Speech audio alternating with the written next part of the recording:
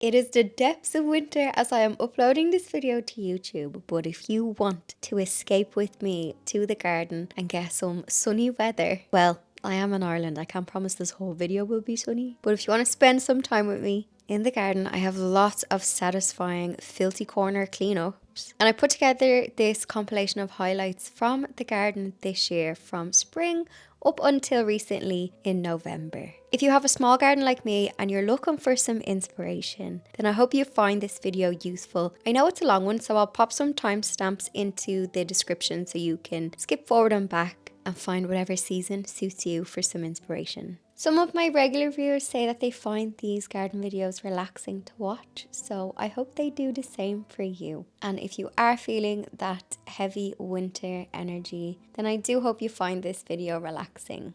And remember, in a few weeks, the clocks are going to change. Settle in, and I hope you enjoy. For anybody who is new, my name is Catherine, and welcome to my garden. My garden is your typical housing estate garden, semi-detached. I have a small front garden where you park your car. And then my back garden, I'd say, is a little bit bigger than a small one. It's certainly not big at all, even though it may look it on camera. But it is your typical, or it was your typical, rectangular square patch of grass when I moved in. Over the years, my goal is to have a garden that looks like a cottage, whimsical garden. So because my home is in the suburbs, it's in a bit of a built up area, my dream, but sadly my bank balance, doesn't allow for me to have a country estate. It doesn't allow for me to have a beautiful old walled garden, so I have to create one. So if you're like me and you just have a suburban garden, regular size, but you want to create your dream secret hidden garden, then I think you will enjoy this video and this channel, so please do hit subscribe if you enjoy this video. Subscribing is free and it really supports the channel. So I'm going to show a little bit before. I'm kind of rating I didn't keep way more before footage of my garden, but it was just your regular square patch of grass, just grass in the back, grass in the front, and then just the paved area for where my car is. And over the years, I have just layered on each year. Back in 2021, that was the only time I did some hard landscaping, and I got my brothers to help me do a stone area, and I put my greenhouse into the garden. So that gave me like a little bit more structure. I also dug out a flower bed on the left hand side in the back garden, and I added all of my raised beds. I'm a lover of cut flowers, so you'll see a lot of perennials and annuals in my garden because I just love having my own little flower garden out there. I can cut them, I can bring them inside, I can dry them out, and I can use them for crafts or wreaths, and they're visually pretty. I like looking out whatever the season and seeing beautiful flowers from the kitchen. So being in Ireland, we actually have quite a long growing season, so similar to the UK. I'm on the east coast of Ireland and I'm not near the mountains, so that means I don't get very rarely, I don't get any snow. And if I do get some snow, it's a little flurry and it's gone in a few hours. And I love this because it means that there is almost something always in flower. In January, we've got hellebores, snowdrops start to appear. In February, there's so much spring bulb foliage, and March is a beautiful time in Ireland. Lots of the native trees are starting to come into flower in March and April, and you've got an abundance of spring bulbs. So you'll have your daffodils coming up, muscari, hyacinths, tulips going into April. So we really are spoiled. Winters are being a bit more stormy and they are actually a bit drier, which I know, Ireland, you would expect a lot of rain, but I'm on the east coast, so it's much drier compared to the west coast of Ireland. I know a lot of guys watching from overseas may be interested in knowing a growing zone. We don't really use the term growing zone over here, but I do believe it's an 8 or a 9. So where I am, in winter, it could go as low as maybe -1 or -2. Obviously, this will be colder inland and in the mountains. Generally, winter during the day, it's above 0, so it could be like 5 or 6. And then in March, you could be hitting the 10s. And then summers, it's late teens, early 20s, bar the odd hot summer day that we have been having lately. It's been about a year since I had some raised beds put into my front garden and transformed it from your plain patch of grass in a semi-detached house. Typical housing estate front garden. Space for a car, space for another car, but I don't need that. Apologies for these really bad before photos. But this is what it was looking like this time last year, around about April 2024. And we're going to just work on the front garden in today's video, and I will show you how far it has come in. Now, for the longest time, the exterior in front of my house has been neglected, and it's been a pain point for me. Every time I drive home and I see my wall that is far from a lovely white cottage wall, I just cringe, and I keep saying to myself, I must get around to freshening that up. While I did start doing a bit of cleaning up in the back since January, I've slowly been tipping away and doing a bit of mulching.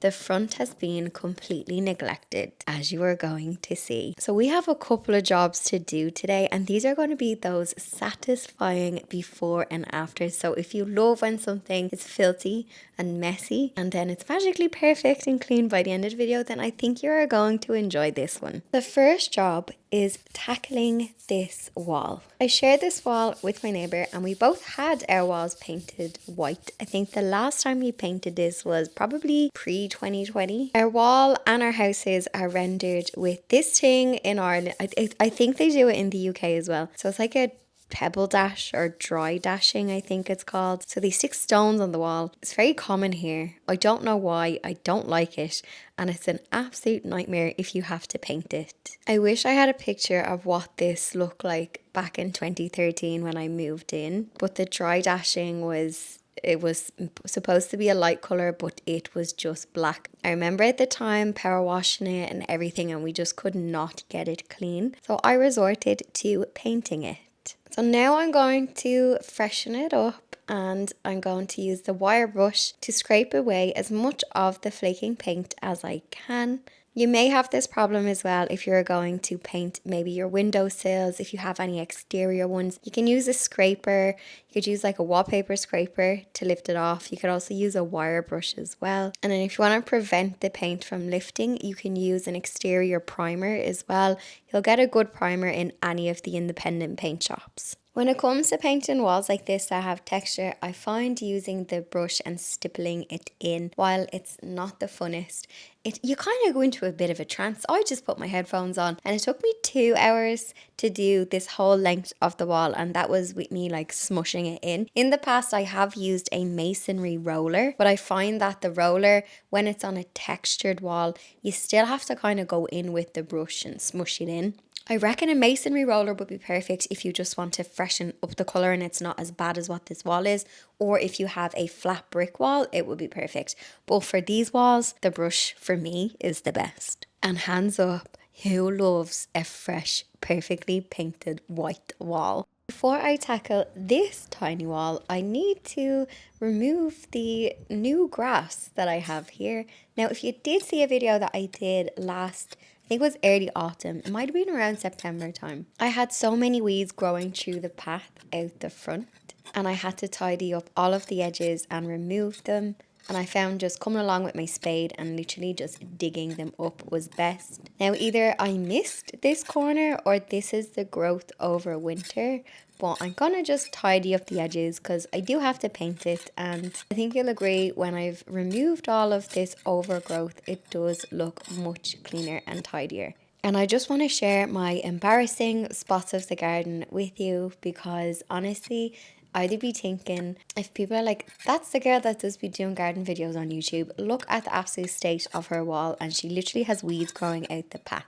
So as you'll see later in the video, there is so much rubbish as well in the front of the garden from winter, from things being blown over with the storm. So I want to feel proud when I come home and I drive into the driveway and it looks nice, clean, tidy. Doesn't have to be all fancy, but I just think if you're really overwhelmed, there's nothing like a fresh lick of paint. If you do have painted walls, if you have brick, maybe just giving them a fresh clean, a wipe down, a scrub down with a brush, tidying up all of the edges. And yeah, it instantly makes it feel so much cleaner and just looked after. And also, if you have a corner like this in your garden, whether it's front or back, it can be so easy to get overwhelmed, because that happens to me all the time. So you'll probably notice, if you're a regular viewer of the channel, I try to do the garden in sections. So I don't try and do everything all in one weekend, which sometimes it can be tempting to do, especially if like you only have 2 days off in the week and you want to get everything done. But at the same time, you don't want to waste your whole weekend in the garden either. You want to have some fun. So I will just pick a section, and today it is the front that I want to tackle. And yeah, this helps me to not get burnt out with the garden and trying to keep everything tidy, because the garden burnout can be real. If you have any tips that you want to share for painting walls like this, or just painting in general outside, please share them. I know some people use some sprayers. The reason why I don't use that, especially in the front, is because I'm really afraid of getting any spray drops on my neighbour's car or on their windows, especially when there's a slight wind, which there was today. You might hear the noise on camera. There was like a little bit of wind. So I was thinking about a sprayer, because I know you can rent them, or you can get these like fence sprayers as well. So yeah, we have a really helpful comment section. So if you do have any good tips, I did see a hack where someone was painting a fence and they used a sock and a sponge. So they just, now it was a flat wooden fence, and it was kind of like putting fake tan on, if anyone has ever used like a mitt. It was same effect, but it was for staining wood panels, and they just ran the sponge of paint up and down it. So I thought that was quite clever. I'm sure you can come across that video on the internet. So yeah, if you have any painting hacks and tips, please do share them in the comment section. Now, my garden, it's a bit of a wind trap, I'm going to say, because of the position of it.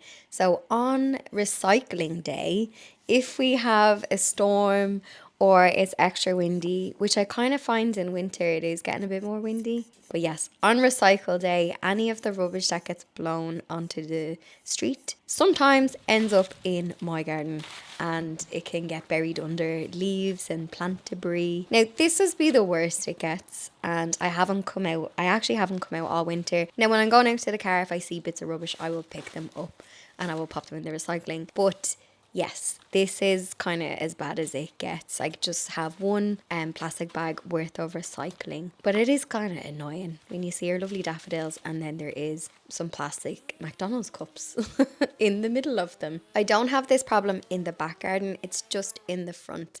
And I think it's just unlucky. It's the way the wind catches my house. Now, another job that I need to do, and I've been holding off for as long as I could to do it, is I'm going to cut the mini meadow, which was an experiment from last year. There's wildflower meadows in my local park, and I keep an eye on when they cut theirs back, and they actually cut theirs back around about February time. So I left mine to go to seed to see if anything would reseed itself, and also if there was any nesting bugs in that area. Now that it is much milder and it is a bit warmer, I'm going to cut it back so that I can hopefully rejuvenate it. I didn't want to leave it too long, and then I can see what plants are going to grow this year. Now, the only thing, I can see that there's a lot of grass in there, and anyone who's tried to sow a meadow will know that it's best to. So this was a no dig one that I tried last year. I put down a layer of cardboard, then I put down some leftover soil. The soil I think was too rich, and then I put some seed on it. And I used a native Irish wildflower mix, and I did get some wildflowers on it, but most of it came from, there was a lot of clover that came in from the grass around it. So I'm not sure what it's going to be like this year, but we can keep the experiment going and see what grows. So I cut this with the mulch function on my lawnmower. So if there was any seeds or anything, I just mulched it. So hardly any of the grass clippings went into the box. It went back into the soil. And I'm not going to cut this again for the rest of the year. I will cut this around of the grass, but I won't touch the meadow, and we can see what grows this year in it.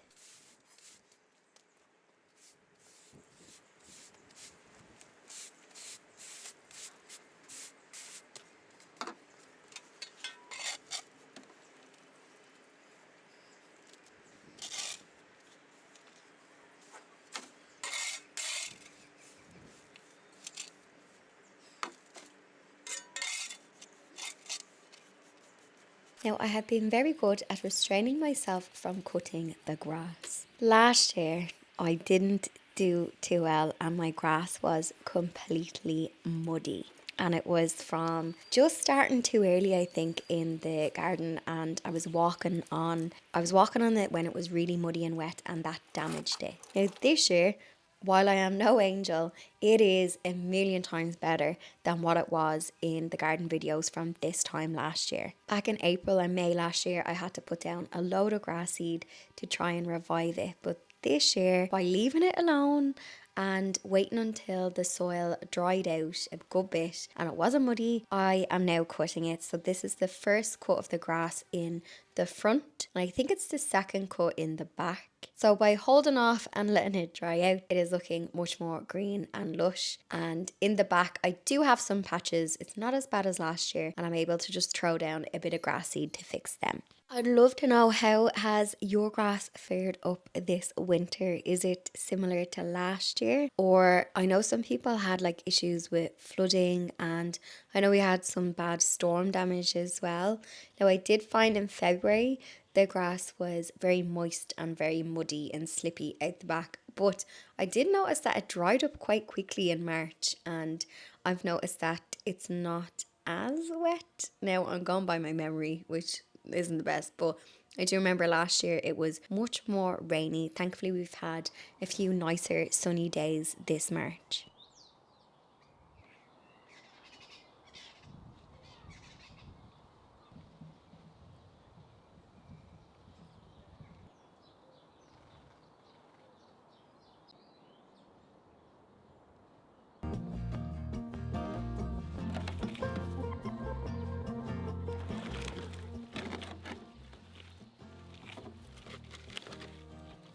Now the next nasty corner that I need to sort out, and I promise this did look lovely last summer, and going into autumn it was really pretty. There was lots of snapdragons and there was asters and dahlias, but this has gone to absolute shite, excuse my language. And again, between that and my wall and then this, they were the two things you saw when I pulled into the driveway, and I needed to sort them out and tidy them. Now I have 3 David Austin roses that are in pot. And roses, ideally, they're gonna grow best in this ground or in the soil. Now you can keep roses in pots, but I find they're grand for like a year or two.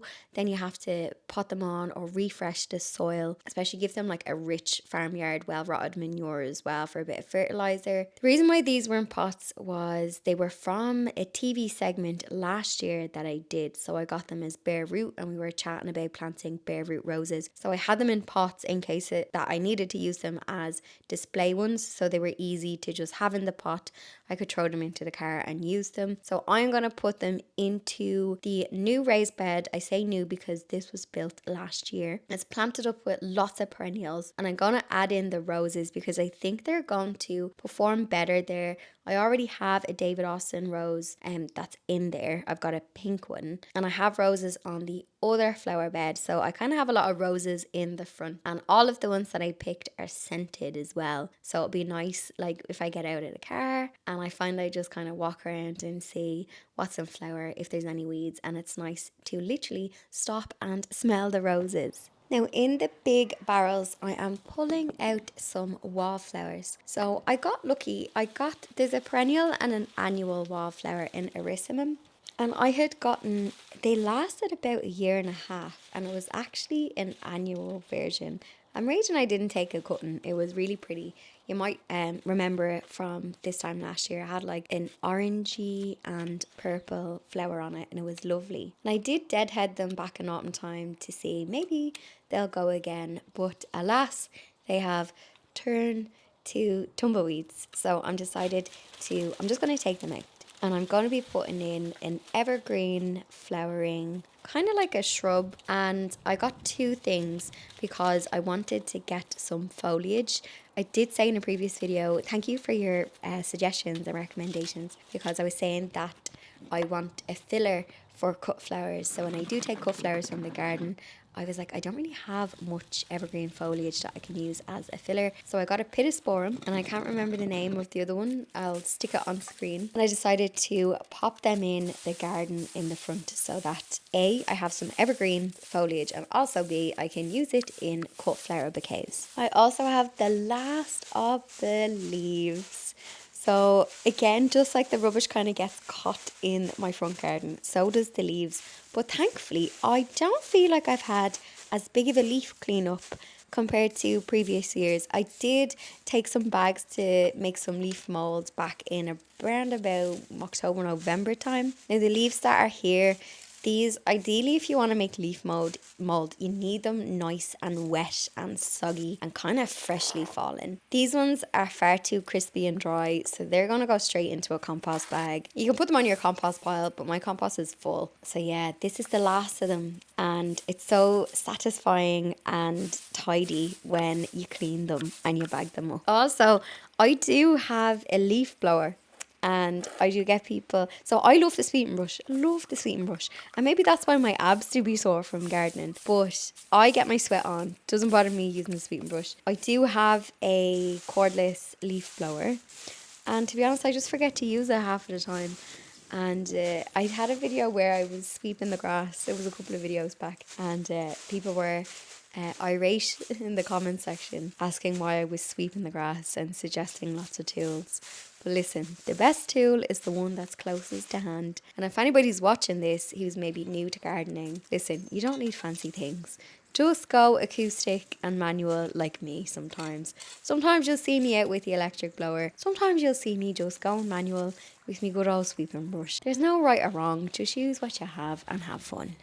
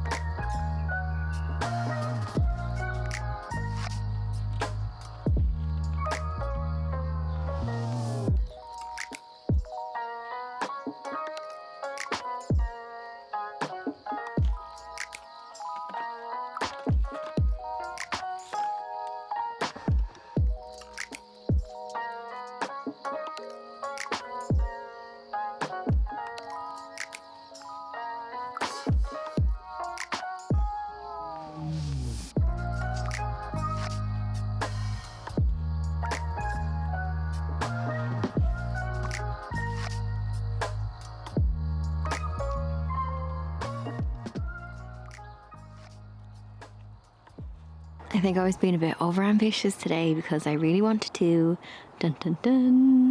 empty this bag of bark, but I got no mulching done. But I refreshed those pots with some evergreen bits, and some eagle-eye viewers may notice that these poor Senecios are a bit dead looking, but don't worry, they'll be back alive tomorrow. They just got a little bit dehydrated. They're ones I actually got. They've been sitting in pots since before Christmas, like autumn time. I got them. They were €2, and then I had some bargain bin alpines, €3 each. And yeah, I just popped them in. So I just wanted a bit of evergreen kind of colour and foliage before. There is 2 or 3 salvias in there as well. They have some foliage on them. So yeah, there is some snapdragons. So just while we're at that kind of lull, I didn't put any spring bulbs in them. And I don't know why I didn't. I think it was because of the waiting for the spring bulb foliage to die back. And I also have loads of spring bulbs on this side, so lots of cherry daffodils.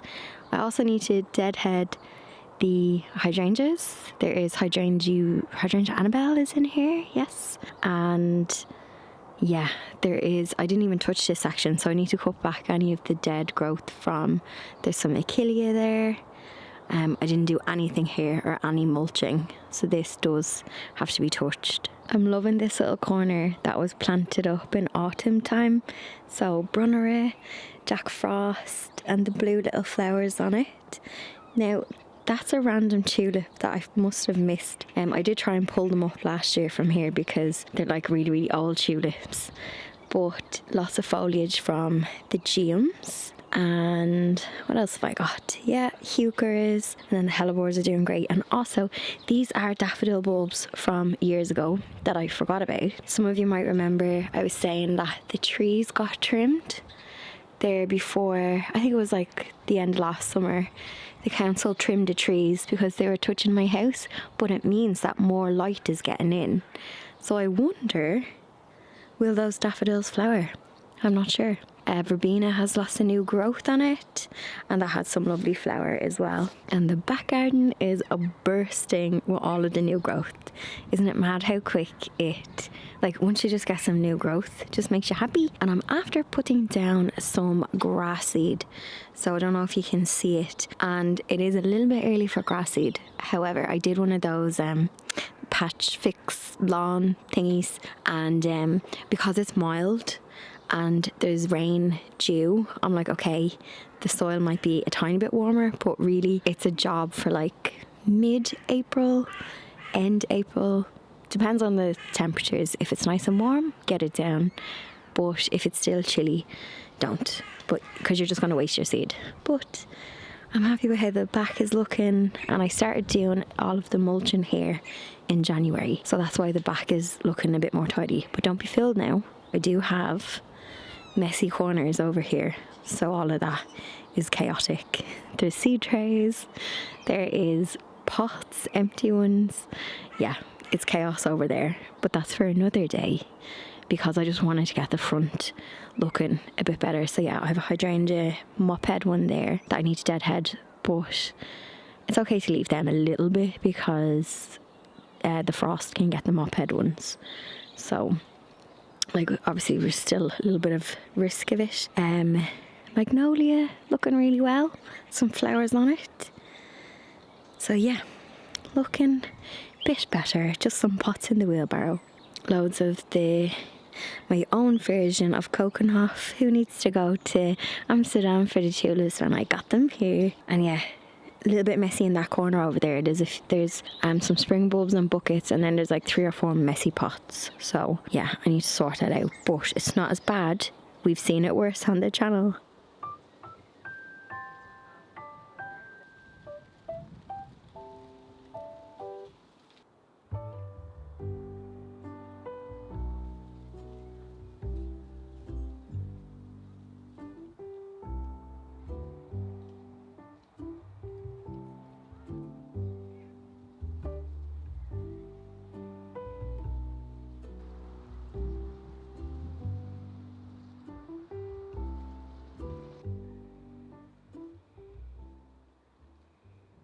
So just as I said, let's have a walk around. I have a cat plonking. Why did I do this? I was about to take a step. I would never stand on her because she's too cute. So hang on, I need to rub a belly before I get into this. Let's have a little walk around because I was away last week and the garden erupted.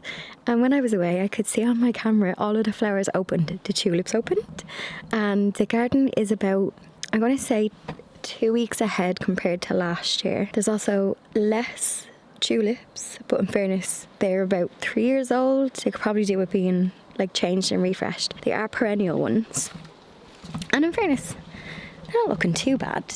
There's some daffodils mixed in. This is just giving me joy. And we have Bon over here as well. So for anyone who is new in springtime, I just have, well actually all the time, I have cut flowers here. I am hoping to do a little bit of veg down at the bees. And yeah, I've cut flowers just because I love them. And half the time, I don't cut them because they're too pretty. Now, a daffodil that I'm absolutely loving is this one here. And I think it is Kedron, Kedron. And this is giving me so much joy, and these are a beautiful cut flower. I do have some other yellowy ones over there. Now this is my messy corner, so don't be fooled.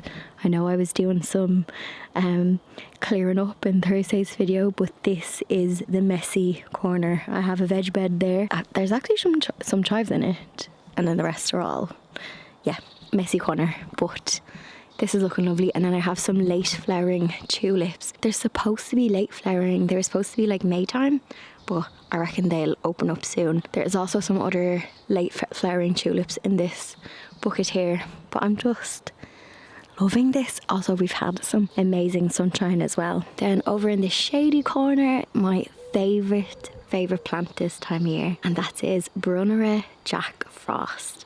Absolutely love it. Flowers blue. I'll show you the one at the front door as well. And actually, this corner is looking all right.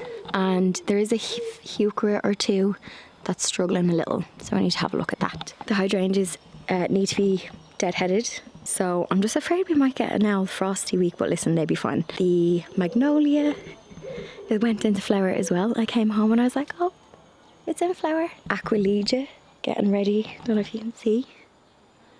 That was nothing about 2 weeks ago. So we had rain and sunshine and it is up. And here is the other messy corner, because in fairness, I've just been sitting here having my lunch. But herb box has some self-seeded fennel. So I need to sort that out, sort the pots out, some dead pots. And yeah, this whole section just needs to be tidied. It's just the junk from winter. This is the back garden and my washing machine in the background. But the weather has been so beautiful the past few days, so everything has just opened up and it is literally a little slice of heaven. And then the cats are enjoying it, because obviously this time last year they were inside because they were only a couple of months old. But actually, were they were a year last year. There'll be 2 this year. So they've calmed down.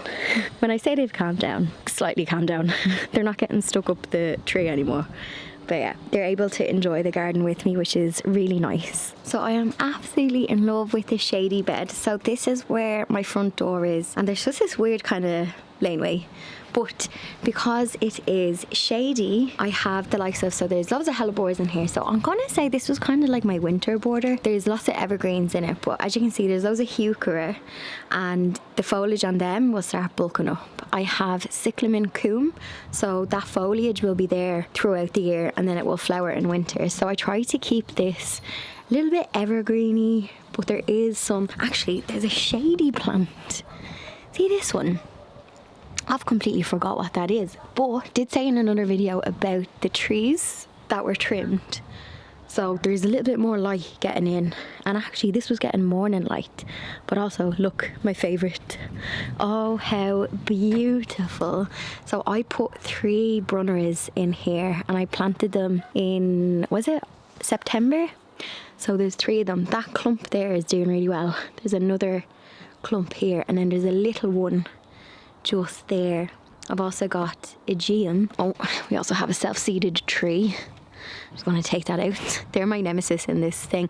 Now, another thing, I was at a beekeeping workshop the weekend and one of the guys said, if you have ivy, more than likely you'll have the slugs in the ivy. Now, the plants here don't look like they're getting attacked. I did see a few little slug trails, but let me know if you're having problems with slugs. Possibly it could be the ivy. He said that they like to hide under the ivy because it's nice and cozy. I needed to actually cut back some perennials, but the daffodils have started to kind of just take over.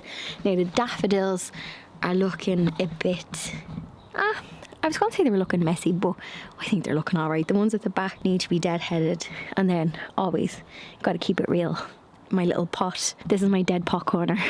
It's not actually dead, they're just resting. There's perennials in them and I need to just bring them out the back. But when I was tidying the front, I just put them there. The Deutzia, me tree, has finished blossoming and now has lots of green buds on it. And there's a Deutzia. I'm going to move forward so you can see. So this doesn't look like much now, but there is loads of pink buds on it. And in early May, this is my favourite plant in May because it just erupts with pink flower on it. Here I cut back the roses and there's some achillea I need to cut back, but this looks a bit messy once the daffodil goes, but once I let the daffodils die off and cut them back, there's loads of perennials in here. So there's achillea, alcea, geraniums, roses, and yeah, this starts to come back alive. This herb planter is doing amazing. So that is, oh, it'll come to me.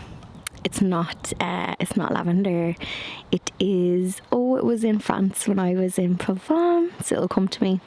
But there's rosemary in there as well. And this has yellow flowers on it. Scream at the comment section if you know what it is. It'll come to me. The planters I tidied up the other day, they're just, yeah, they look tidy. So I was just happy that they looked a bit tidy because they were so messy in the other video. Now that is an oriental poppy foliage growing. So in the front border, so there's some erigeron, but not much is kind of happening. The amelanchier, you can see it there, has a few white blossoms on it, but everything else is it's mostly perennials in here. There's a wallflower there. But yeah, it's mostly, give this another month and it'll be looking good. I didn't put any spring bulbs in here because there's just a lot of perennials. There's a hydrangea there that I need to trim back. So yeah, this will look nice soon, in about a month. I need to give a little seed update. So my grow lights have been kind of a success. Now I did go away last week, but they did get watered. Someone snuck in the window, a snail, found them on the roof, and as you can see, hang on, some of these look like they've been chewed. They literally will come into your house and eat the seeds from under you. So these are zinnias. I'm hoping they'll bounce back from the attack. Lemon balm. The Californian poppies have done absolutely nothing other than grow mushrooms, so that makes me think there was too much moisture. I threw on a tray of sweet peas. These are the easiest things to grow, and they started coming up within a few days. These could actually come off here now. The cornflowers, they're doing quite well. Gave them a little drink yesterday, and the helianthus. So there was a lot of people saying don't have them too close to the light because they get leggy, and I think some of them were starting to get a bit leggy, but these helianthus, they naturally will be growing tall. So I think what I might do is throw on another tray of them. Now what didn't work is the cosmos. Now I did use a packet from last year, but absolutely nothing has happened with the cosmos, and I think I'll give up on them. Both trays are the exact same, so I think I may use a packet of seed that was unopened. Maybe they went bad. I don't know. I think it might have been the seed packet because they did germinate quite well last year, but this year they didn't. So I do have another unopened packet, and I think it's in date. Yeah, Cosmos Cupcake Mixed. Is there an expiration on that? I'll probably say it on the thing inside actually. So I'll try again. Oh, also I really want to do these nasturtiums. I bought these nasturtiums last year at the Chelsea Flower Show, and it does say so by December 25th. Sorry, December 2025. So I'm going to grow these because nasturtiums do really well in my garden, and they're great little self-seeders. But I have like a yellow one, but I really like the colour of this, so I'll throw on some of them. But the lights, I'm going to say, were half a success. But seeing as the way there's like loads of light now at the minute, so I reckon I could just use the greenhouse now. Welcome back to the garden, or welcome if it's your first time here. I managed to sneak in a couple of hours this week in the garden. It has been raining for most of the week, and I was also a little bit under the weather. I had a bit of a cough this week. But today I'm having a nice healing day in the garden. My phone is switched off. I'm tidying up, but also we're going to do a new cut flower bed. And this cut flower bed is seed that I got from Lidl that you may remember that I sowed back in, I think, March. And they are screaming to go outside. So I have a nice relaxing garden video for you today to enjoy. So grab a cup of tea and let's see what's growing. Also for reference, I filmed this on the 26th of April. So this is what the garden is looking like coming into May time. I noticed that the trees are after exploding this week with leaves. I think the combination of all the rain and then the bit of sun just made everything go poof. So everything is looking very lush at the minute, which I love to see.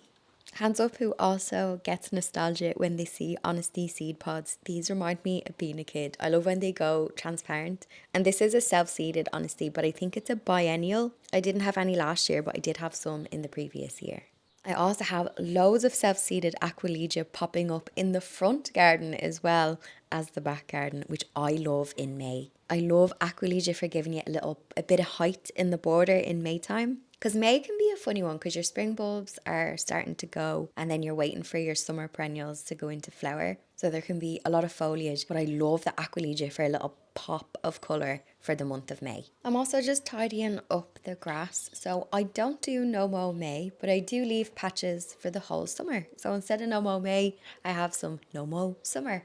So in the back, just around the pond area, I let a patch grow just wild. But to be honest, I don't think there's a lot. It's mainly grass that's in it with some of my nemesis creeping buttercup. If you watched me last year, you'll know that I did a no-dig mini meadow in the front garden. And I trimmed that back in March. So I left it go all winter. I've trimmed it in March and it has loads of foliage. So it'll be interesting to see what grows in that this year. Towards the end of the video, I give a quick look, and you can see what's growing in it. Definitely looks like there's loads of wild carrot in it. There's loads of clover, which was in the grass already. But they're my two wild patches. And then I leave the dandelions that are growing out of the cracks in the front. But I love cutting the grass. I have said it before, it's like free therapy. And there's no shame or judgment here. It's really disappointing when I see people online. Gardening is fun. So when I see people bashing each other for not mowing, or it's just disappointing. If you have a patch of grass, fair play to you. Some people have a concrete slab and they have to garden in pots. So this is a judgment-free zone here. A job that I have left till the very last minute is pruning back these mop-head hydrangeas. I usually do it early April, but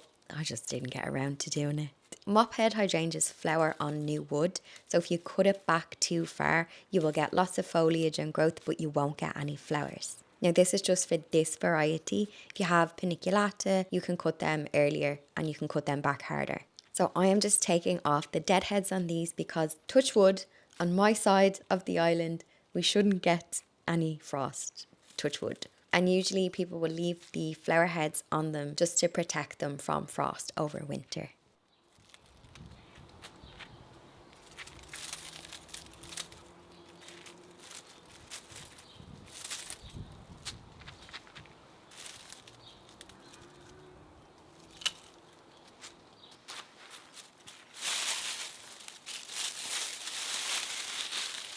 And now it is time to make this year's sweet pea teepees. So I have lots of just bamboo sticks. Last year I failed with sweet peas. The year before I thrived. This year I'm hoping to thrive again. I cleared out one of the cut flower beds that had some spring bulbs that had died back. And in this, I'm going to sow the sweet peas, and I used the grow lights on these. So if you saw the video back in March, I experimented with grow lights. I got amazing germination compared to what I usually get.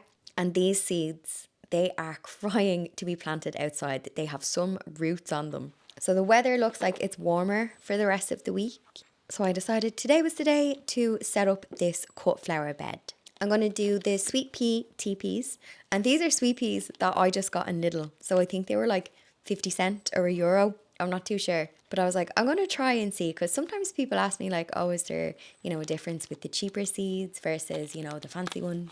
So let's see. We'll have a little experiment. I'm also going to sow in some corn flour that I sowed again back in March under the grow lights. And these are also packets of seeds from Lidl. So I'm hoping these two plants planted together will give me a nice abundance of colour throughout summer, but also lots of cut flowers, because the great thing about them is if you keep cutting them back, they will keep growing until the first frost. And I absolutely adore the scent of sweet pea. If anybody can recommend either a perfume or something that has that scent of sweet pea so that I can wear it and enjoy it all year round, please let me know in the comment section. If you are wondering why am I only wearing one glove in this video, I normally don't wear gloves in the garden, but I had a blister on my left hand. So this isn't a new gardening trend. This isn't Michael Jackson with a sparkly glove trend in the garden. I just had a blister on my left hand that I didn't want to get like muck in, and plasters usually slip off. So that is why I am wearing the glove today.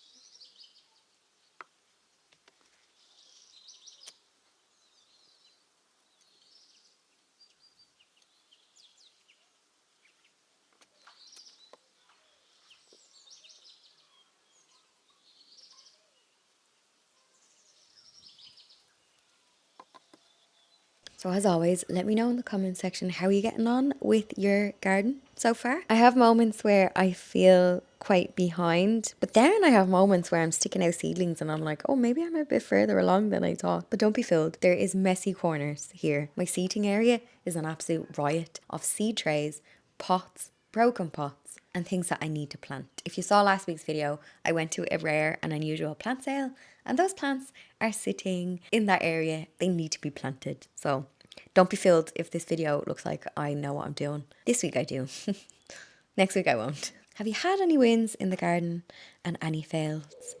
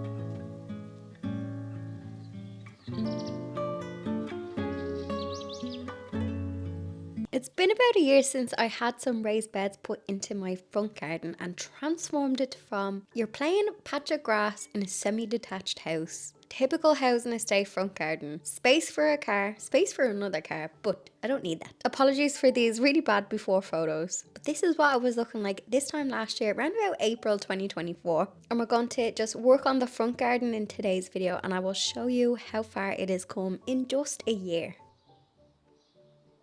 So straight away, 1 year later, you can see that the perennials that I planted a year ago are much fuller, lusher and established. Now I am going acoustic in the garden today. I am using all my hand tools. So I do sometimes get people saying, girl, you need a leaf blower, you need a strimmer, you need electric.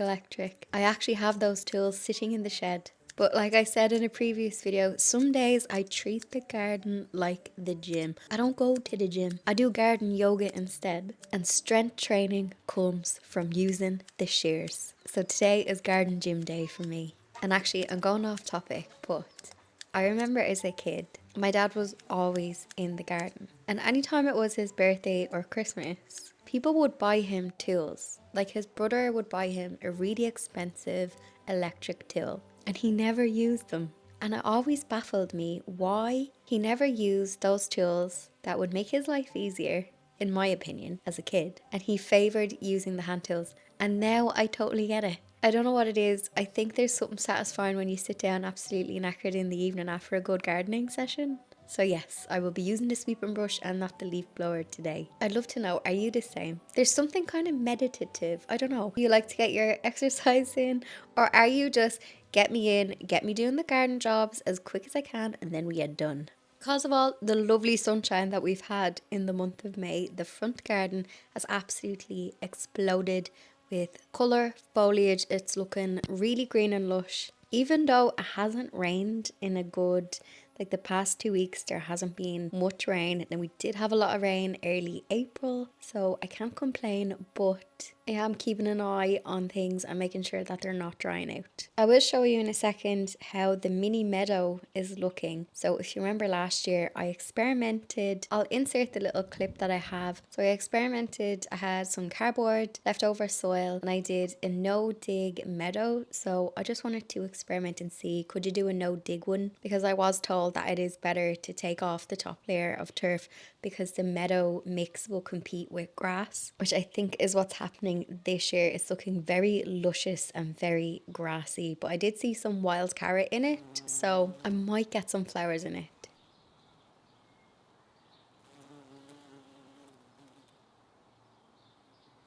This spring, I had a little experiment at a DIY no-dig mini meadow. I had some leftover cardboard and soil. I laid this down on a patch on my grass, sprinkled some native wildflower mix onto it, and this is what it's looking like at the moment. It did take a while to germinate, and to be honest, this would have grown better had I have turned the soil over. That was a lot of effort, and I wanted to see if I could do a no-dig method. My grass already has lots of clover in it. I have to say, I am loving the pop of red from the poppies. In the raised beds, I went for a mix of perennials and shrubs. I actually didn't put any spring bulbs in here. Well, I do have some alliums which flower around about May time, so I think they're kind of a spring bulb. I have some geums dotted in because I love the way their foliage gives a nice cover, and they have a really pretty flower this time of year. I have some erigeron spilling over the edge, and I was delighted that that came back this year, so that's a lovely hardy tough plant.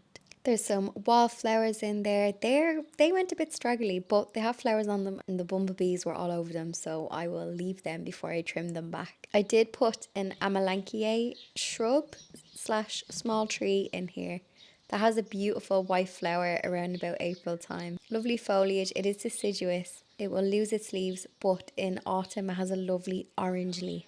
I also have a hydrangea. I think it's a paniculata. There's some penstemon in here as well, some verbascum. I also have a peony in here that has full of buds, so I'm going to get some flowers on that this year, which I'm really excited about. And I also have a couple of roses in here that I popped in February that were sitting in pots. And they don't do as well in pots, so I popped them into the border. I was focusing a lot on my back garden, and I was so embarrassed by the state of my front garden. Especially at the time when I was going on telly, on breakfast telly in Ireland, talking about gardening, and I was like, if anybody could see the state of my front garden, it was shocking. And I was like, there's no way people are going to be like, that is not the girl who just be on the telly talking about plants. So I had to get my front garden in order. And I'm keeping on top of it. I have to say, it's looking well. And it's relatively low maintenance. Now, when I say low maintenance, as all the perennials are established this year, I don't have to worry too much about watering. I had to keep on top of watering them last year while the roots were settling in. So now I'm just doing the tidy up. As you can see, I don't do no mow May. I have the mini meadow and another patch out the back, and I leave them all summer. I leave them all year. So I just tidy up all of the edges, give it a cut. And then if I need to prune anything in the front, I give it a good feed, give it a good mulch. And then because I use so much mulch, I don't have too big of a problem when it comes to weeding. So my front garden is not looking as bad as it did this time last year. I've noticed in the past couple of garden videos that a lot of you guys, and I love to see it, and when you say it in the comment sections, that you get motivation from when I share the little jobs that I do around the garden. So I was saying in previous videos that this year I'm trying to just enjoy the process of gardening and tidying up all my messy corners one by one, weekend by weekend, and not trying to burn myself out. The garden burnout is real. We're not doing that this year. We're just doing things step by step, week by week, and enjoying the process.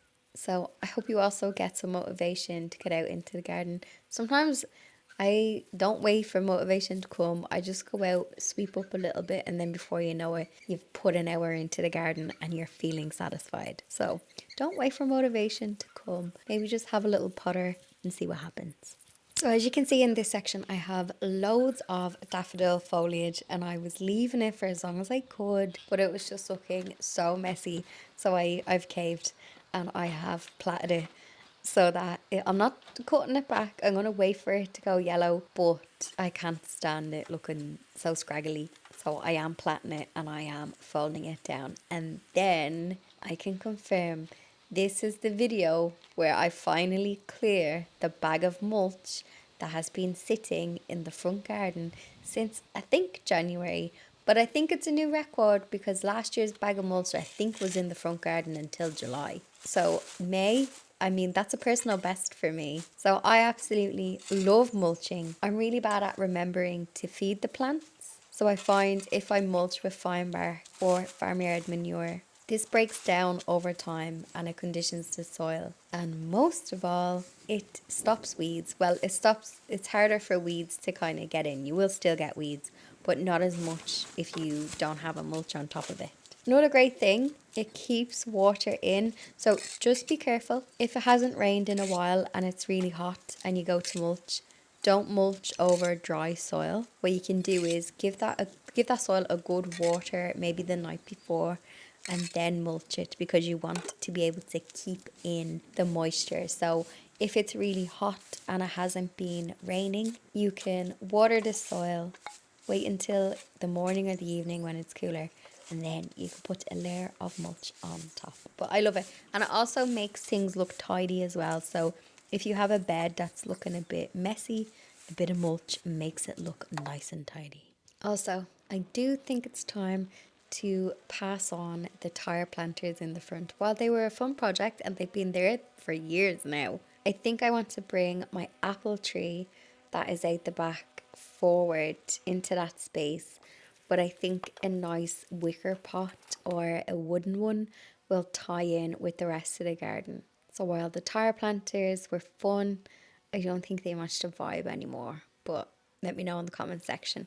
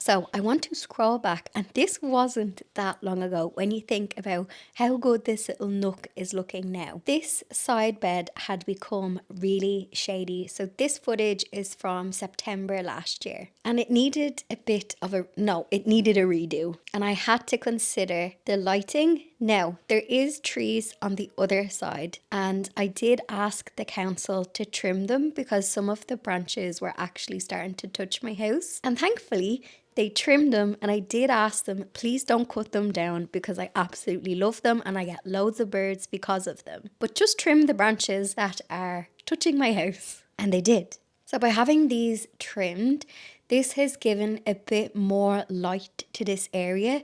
So while it's still a shaded spot, it's now got more hours of sunlight. So in the morning, it gets some sunlight. And then in the afternoon, further down, it gets loads of light. This is also right in front of my front door. So I live in like a bungalow, and my front door is at the side of the house, which is, I know it's a bit random, but it's kind of nice. So when I walk out here, I wanted it to look pretty and have some plants. I do have there's wild ivy, and I have some clematis. So there's a clematis winter beauty that has a lovely white flower around about February time, which really just brightens up the space when it's dark in winter. I had hellebores in pots, and listen, everything is better in the ground and there's less work when it's in a pot. So I put in a verbascum. No, not verbascum, a viburnum. So evergreen shrub that has a lovely flower late winter, early spring.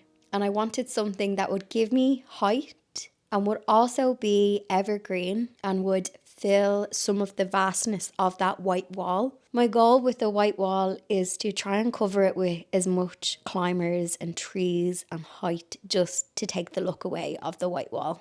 So dotted around there was already heuchera in this area, and I absolutely love heucheras for shady spots. So I decided to get some more shade-loving plants. I actually also popped in a fern. That's a teeny tiny mini tree fern. That's probably going to take about 20 years for it to grow to a decent size. But I actually got it for free in the local walled gardens. And we don't say no to free plants around here. I've since added in a geranium, a purple one. I can't remember the name, but I did mention it, I think, in last week's garden video, because it will tolerate shade, but also dry shade.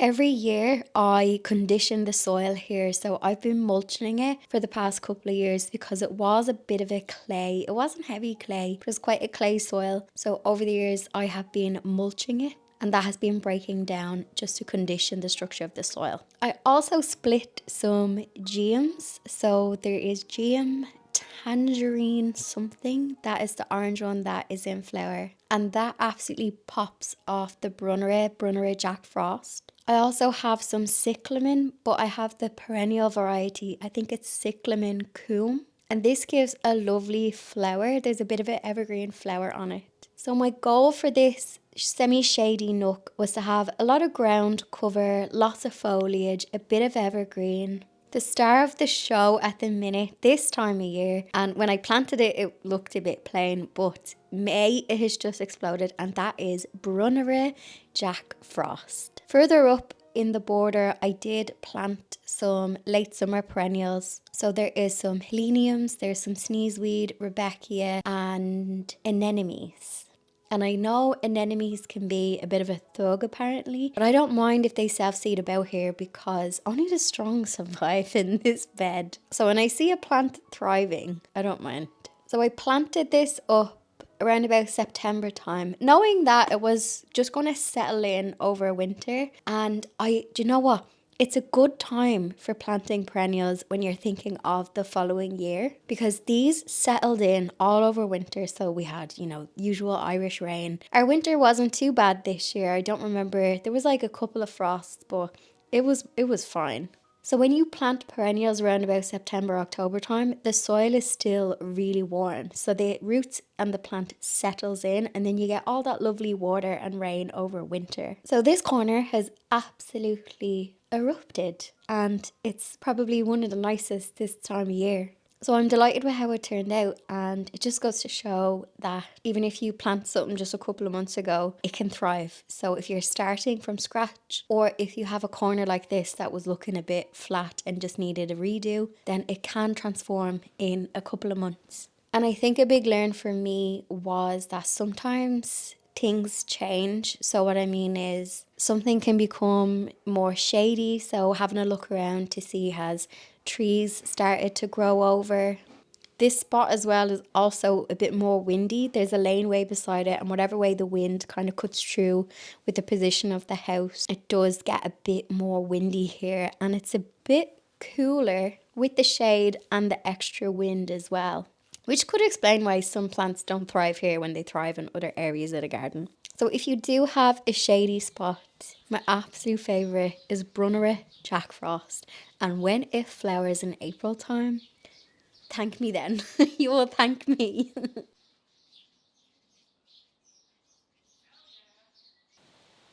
I've also just realised that I haven't done a bee update, so I'm going to just pop in a YouTube short that I made, just giving you a little update on how the bees are getting on in May, but I will make sure to do a longer length video and give an update in a future garden video to give you like a little proper update, because I do have to do some advanced stuff like swarm control. It's time for a honey bee update. Can't take my veil off because there's a guard bee swarming around my face, and she's just waiting for me to take this off. Big day for the hives. So the nuke, the swarm that I rescued last year, they built up their frames and the nook was full. So now they're after going into their very own hive.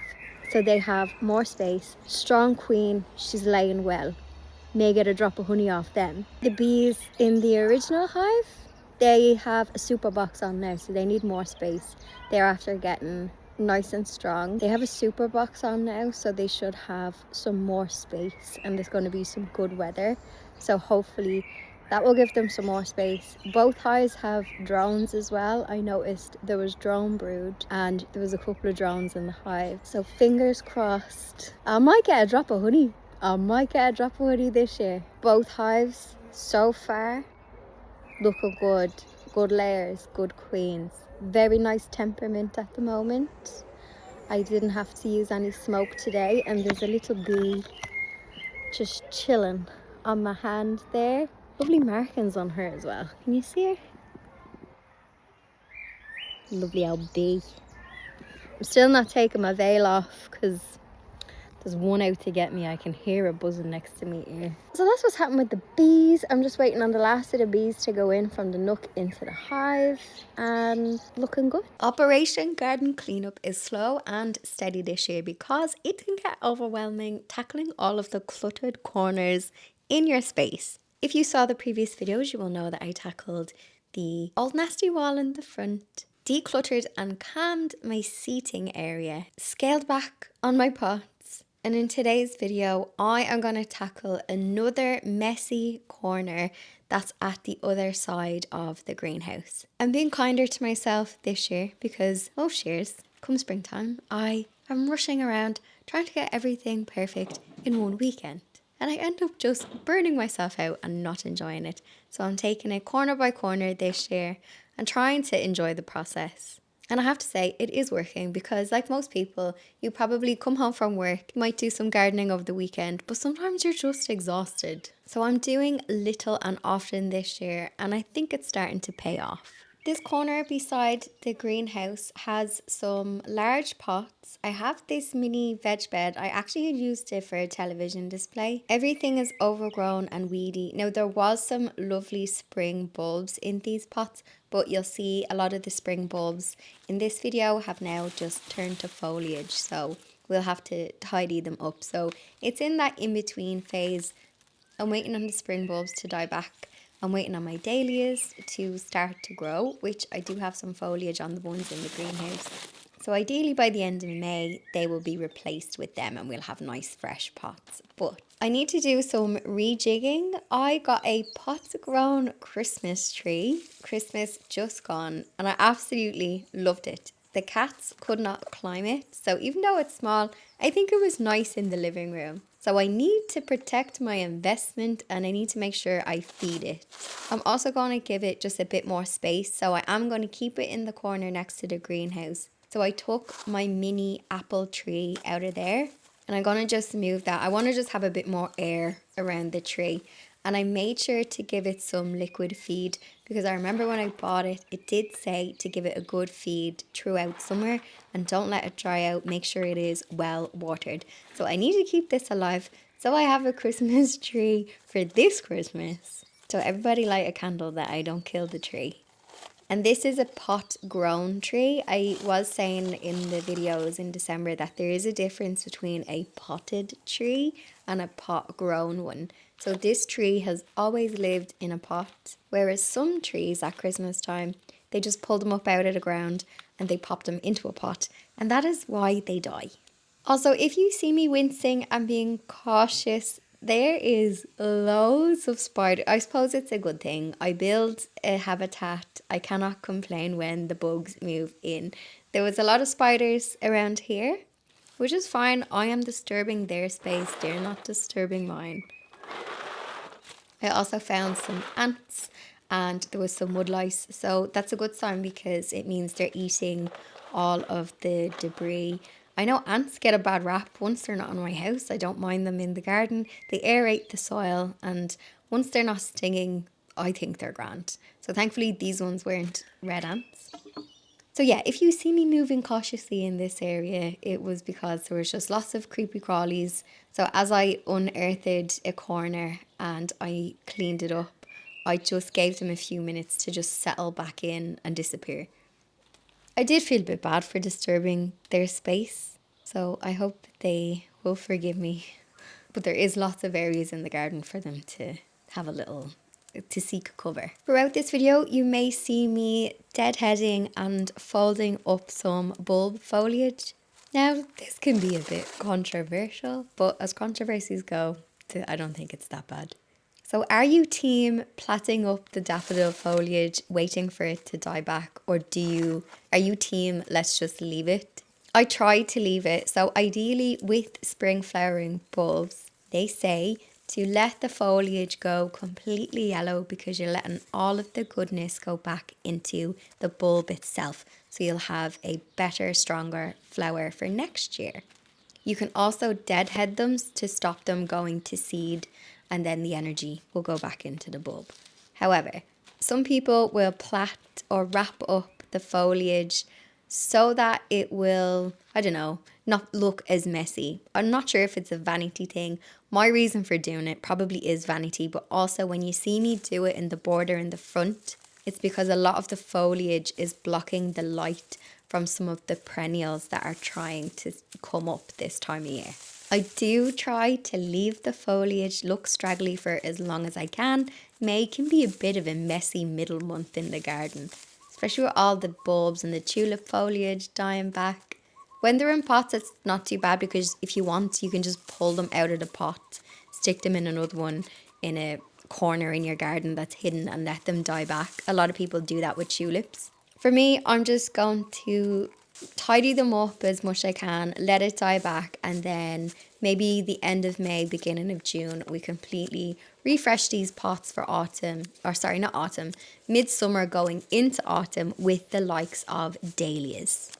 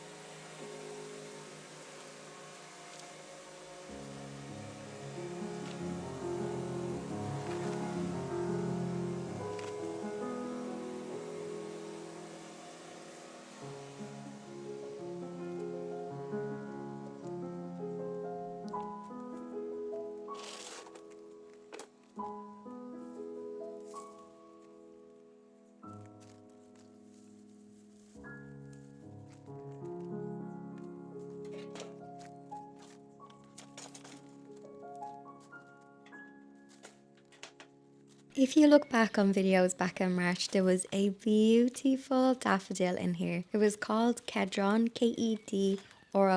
And I think it's one of my favourite daffodils, especially this year anyway. So I'm going to deadhead this, fold it up. Now this area is going to look tidy, but we can come back in maybe 2 weeks and we can plant this up with some pretty flowers and redo it. You'll notice some of the pots has some wildflowers and clover growing in them, so I need to completely just pull them apart and redo this so we can have a nice midsummer into autumn display. I might do maybe a mix of perennial. Actually, let me know in the comments section.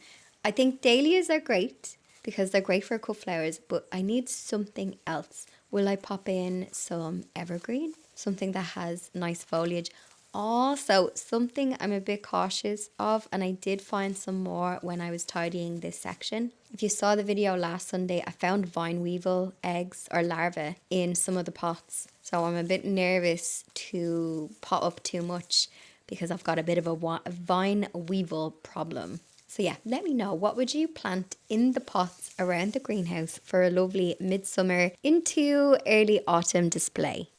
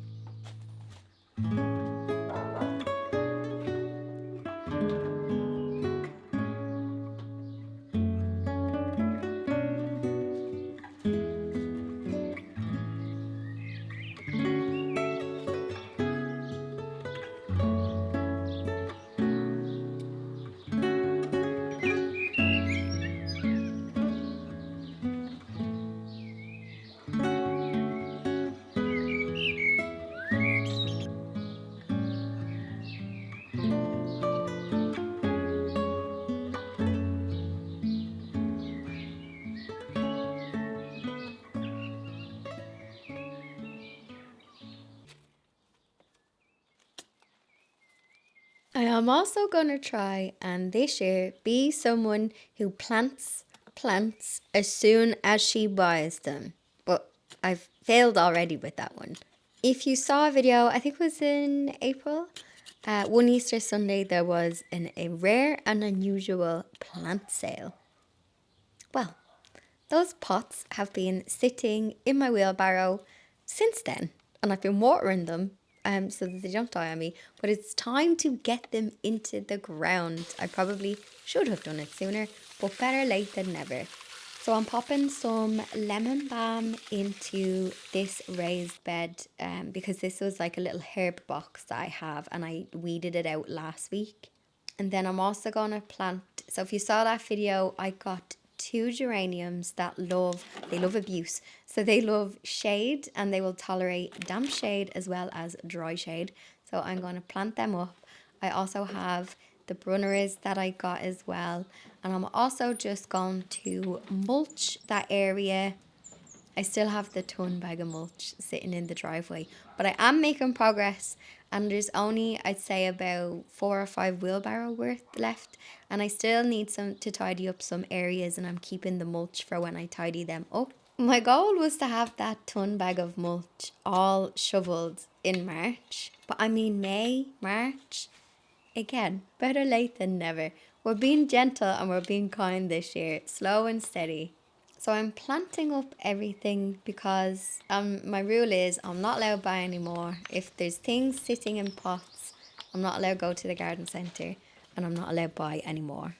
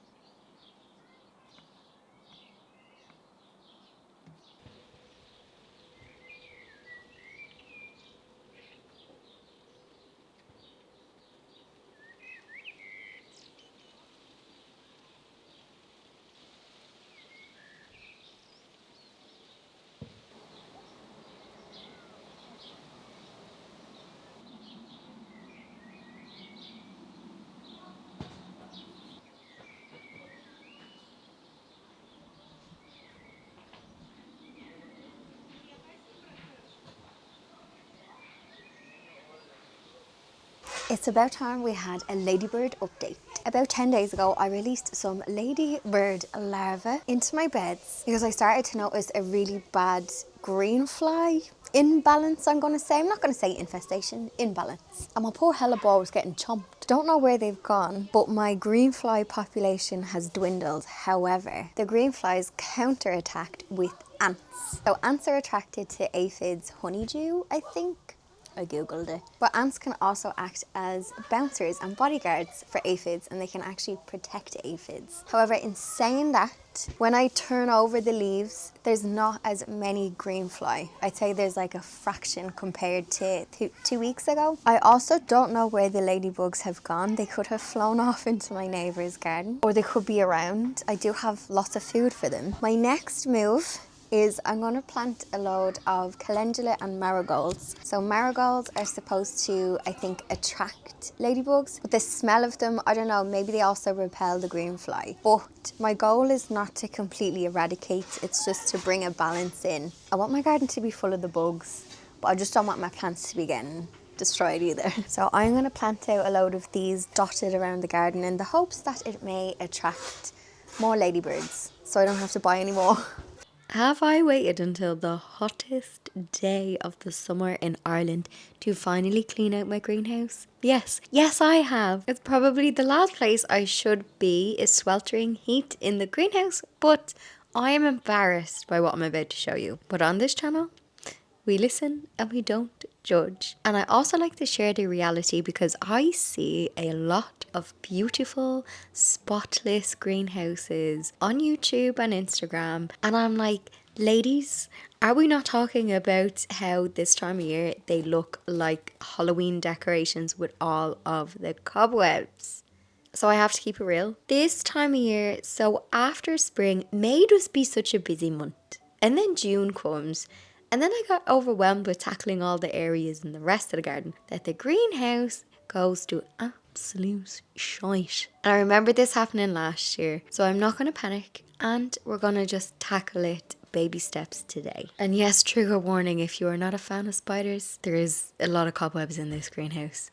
I love the spiders. Spiders are actually great in your greenhouse because they eat all of the little bugs that come into the greenhouse. But I just noticed this time of year, they just love to completely take it over. And because I haven't been using the greenhouse for the past 3-4 weeks because I've been elsewhere in the garden and seed sowing is done, they have just taken it over. So I want to tidy this space because this time of year I use the greenhouse while there's no seeds in it, and all of the plants and dahlias that I store over winter are now out in the garden. I can use it as like a little entertaining space. I can use it to work in. You'll see I have my art easel here as well. Greenhouse is also great in the evening. So if you have people over in the garden and you want to have a little cup of tea or a cheeky drink, you can sit inside the greenhouse, turn the lights on. So it's more of a leisure greenhouse this time of year in the height of summer.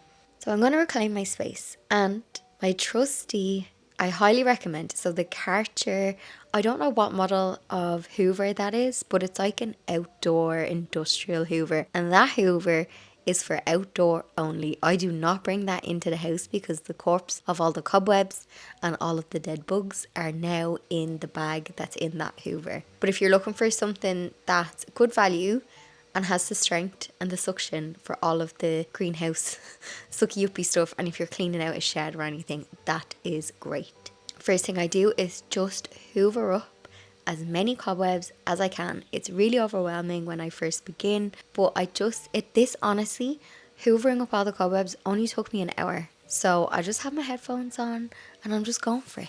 And maybe all of my other ladies who have greenhouse, they're just keeping on top of it more often, I don't know. But their greenhouses look immaculate, and mine is just not looking like theirs. But anyway, comparison is the thief of joy, but we'll fix this today. Over winter, it just be fine. It just seems to be late spring into the height of summer.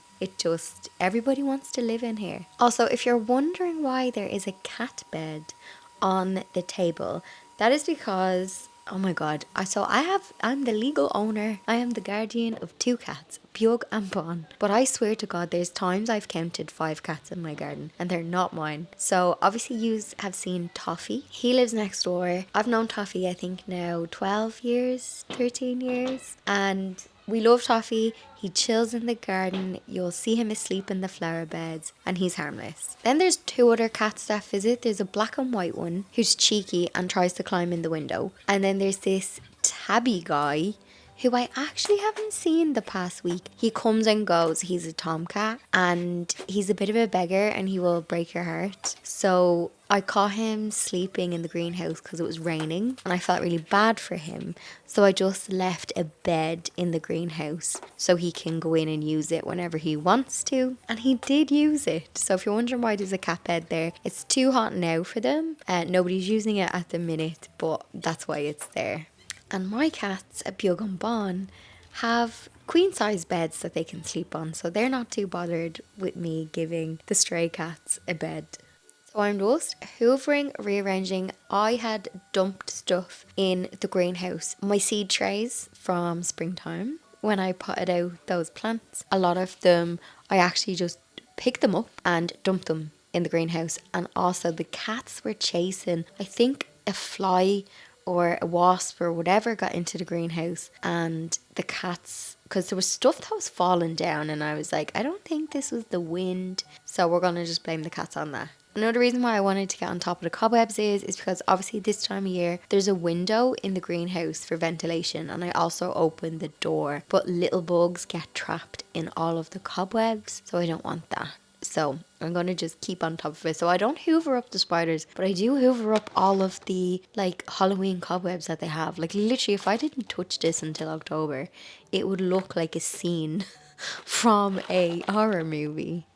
So we're going to tackle the inside before I tackle the glass on the outside, because if you remember videos from last year, I have the tree that's right beside the greenhouse it flowers. So around about June time it flowers, and I wait for it to finish flowering because the pollen, and I get this like sticky stuff, I'm going to assume it's like pollen and sap, goes on the greenhouse and I get this like film of dirt. So I was waiting for it to finish flowering before I cleaned the outside. And when the sun is shining and you've got a lovely day like today and the sun hits the glass and it looks filthy, you're like, no. But when we clean this is going to look beautiful and I will have reclaimed my greenhouse for myself. Also, just another tip on greenhouses, I sometimes get a couple of questions. So you've got like summer houses or sunrooms, and then you have like greenhouses, and greenhouses are not fully waterproof, because obviously if you can get drainage added into your greenhouse, because if you're like watering plants and you have plants in your greenhouse, you want to have some drainage. Because I sometimes get people asking, if they get a greenhouse and they want to use it for like dual purpose, kind of like I do. I do tell people that, it's not going to be fully waterproof the way like a sunroom is going to be. So your greenhouse is optimized for growing. While it looks pretty and it looks fabulous, it is optimized for that. And then your sunrooms is optimized for your comfort. So yes, you can have pretty tables and chairs and things in your greenhouse, but I wouldn't be putting anything too fancy in because you're going to get some bleaching on the wood because of the sun that gets into the greenhouse. You may also get some mold in winter on the items, and you're gonna get some cobwebs too. And it's gonna be like a work surface, so if you're like potting up things in the greenhouse, obviously you're gonna have all of the compost and stuff. When I was at the flower show, I was swooning over the staging. So you can get those fancy greenhouse companies, you can buy their staging, and they have, if you look back on the Chelsea Flower Show vlog, you'll see it. And I don't know, it was something I was thinking of maybe putting in that kind of staging in here. So it has those little nuggets, the water absorbing ones. I was just thinking about it because I was like, it won't be a thing for this year, but I was admiring it when I was at Chelsea. However, I didn't look up how expensive their staging is, so I might not be admiring it when I see the price tag.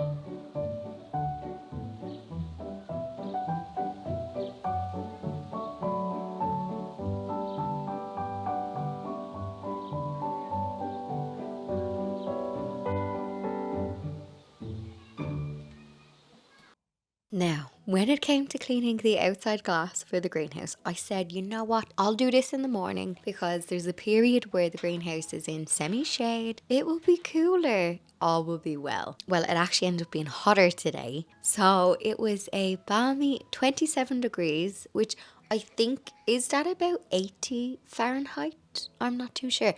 80 Fahrenheit is probably a spring day for my ladies and gentlemen overseas. But in Ireland, that's a heat wave.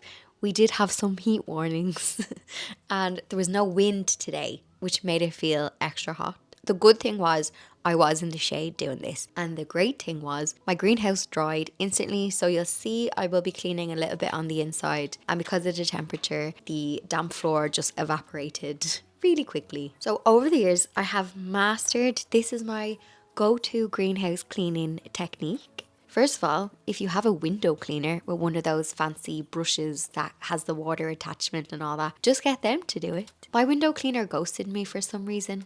So this is how I clean the greenhouse. And it uses the least amount of water because years ago, I did try and use a power washer and it was a disaster. My greenhouse gets a lot of like pollen grime and tree sap. Only really in summertime. Once the tree is finished flowering, I give it a clean and then I'll give it a clean again in winter or early spring.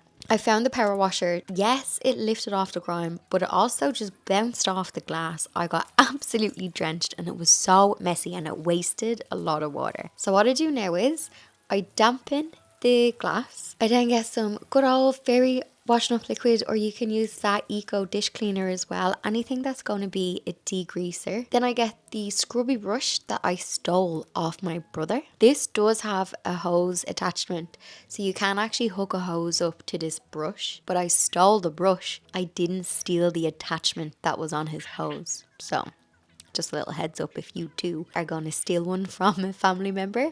So I give it an absolute scrub with this brush and that gets all of that pollen, grime, bird poop, anything that you don't want on the glass. And then I rinse it off and I use my extendable squeegee and I'm able to just wipe away and it leaves it streak free. And also your greenhouse, you don't have to have it absolutely perfect, probably like you would your windows, or like I know if there's streaks on my kitchen window it does annoy me, but on the greenhouse I don't really mind. But the washing up liquid does dry like pretty streak free, so I just use the squeegee to smooth it out and that is how I clean it. I'm making it sound quite easy, and obviously when footage is sped up it looks like I do it really quickly, but I'm gonna say that it takes me about an hour and a half to do this because I do be dilly-dallying in between. So I'll do the left hand side first because that's kind of like the most awkward, getting up high. Then I'll do the front and then I'll do the right hand side. And to be honest, I only clean the back of the greenhouse probably like once a year because you don't notice that one as much. I then will do the inside glass, and the brush is great for getting any of this sticky cobwebs. So sometimes cobwebs are more sticky in the corner and they don't come off with the hoover. So I will scrub them, give them a little rinse and wipe it down. But it's better to do this on a hot day like today because any water that gets on the ground in the greenhouse will just evaporate. Also, if you have any plants or pots near the greenhouse, I'm always just careful to rinse away the washing up liquid, because washing up liquid, I mean, while it's not as bad as, you know, insecticide or anything like that, it will actually kill aphids and stuff. And ladybugs. So if you don't want that to happen, just give it a good rinse away. I think the eco dishwasher is the same though as well. I think what's in that will also kill bugs. But just move your potted plants and then give it a good rinse and off it will go.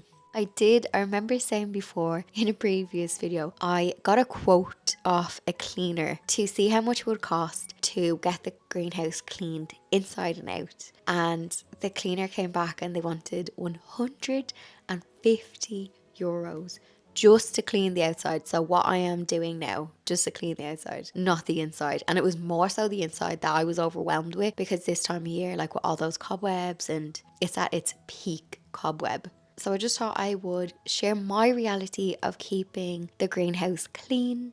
And if you see the greenhouse on the likes of Instagram or in YouTube videos and you're like, oh, I wonder, that's so clean, just revert back to this video and this is the reality. And also if you're thinking of getting a greenhouse as well, just to share the reality, because obviously sometimes it's not always this bad. And also, you'll notice I have ivy on the wall, and I keep that because honeybees, the particular type of Irish ivy that I have, honeybees will forage that in autumn before they settle down to, well, they don't really hibernate, but before they settle down for winter. And it is full of cobwebs at the minute, so there is loads of spiders. I have a thriving spider population, but I'll just leave it be. Once we have an agreement, like if you see me, just hide and you're fine. But if you do have any tips for keeping your greenhouse, your polytunnel, or your summer house, or if you have a shed that you sit in and use it in the summertime, if you have any tips for how you keep it clean, please do pop them in the comment section so other people can get some inspiration.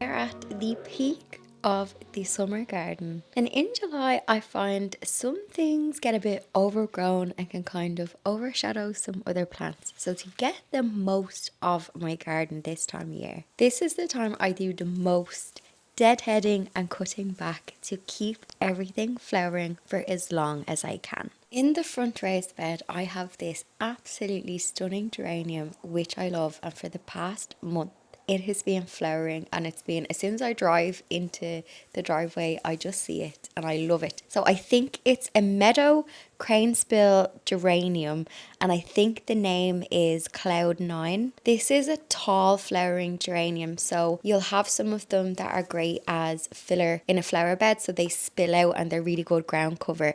But this one is great for height, and it's a really nice cut flower as well. Now, because it's starting to go over and look a bit shabby and starting to flop, I'm actually going to cut it right back in the hopes that it may flower in early autumn, so that it will come back in a couple of weeks and I'll get a second flush on it. There's also some verbascum and penstemon in here, and I want them to get some sunlight, and I'm also going to trim back some of the verbascum because that's another great one for keeping flower until early autumn. So I find this time of year I have to do a bit of cutting back to get more later. I've also had grey flowering on the roses, so I need to do a good bit of deadheading on them as well so that I can get more roses. And if you've been following the garden videos for a while, you know one of my dreams is to have flowers that I can have to cut and bring them into the house. So lots of cut flowers in the garden and in the flower beds. And this time of year is my peak because I find in spring I grow things for cut flowers and then they end up looking too pretty. And if I cut them, most of them are bulbs, so they're not going to reflower until next year. This time of year, there's lots of stuff that actually benefit from being deadheaded. So the likes of your sweet peas, don't let them go to seed. If you keep cutting them back, they will keep flowering. So the more you cut back and deadhead, the more you will get. Same with things like cosmos, your annuals as well. So if you're ever unsure, I'm like a Google gardener. I'll just Google what can be deadheaded to encourage flowering. So you can bring your cut flowers into the house and enjoy them, or you can just pop the deadheads into the compost. The mini meadow in the front has also gone so wild. It's gone so tall because there is a lot of, I think it's called Queen Anne's lace. Is it wild carrot? So I sowed those seeds last year and I didn't think I got any last year, but there is loads this year. So maybe they're a biennial. So my best tip for gardening this time of year is when you come home from work, make yourself a cup of tea and just potter around the garden with your clippers and clip back where you see any spent flowers, because that little, it's like a nice meditative task. It's not too strenuous of a garden job. You will continue flowering right the way until September, October time, depending on the plant. And I know a lot of new gardeners, they tend to just pop a plant in, it will flower, then it will die back. But some of them you can actually keep a deadheading. Because I know when I was a beginner gardener, I didn't really get the whole deadheading thing and I wouldn't get the most out of my plants. So for example, dahlias. Don't let your dahlias go to seed. If you keep cutting back your dahlias, you're going to get them flowering until the first frost. So I have pictures from even early November where I've still had dahlia flowers, and then I'll cut them back and mulch them because they're not frost hardy. So yes, deadheading if you are a beginner. Do it once a week or whenever you have a spare 10-20 minutes and you're pottering in the garden. But that one thing this time of year will make the most of your garden. So cut back to get more.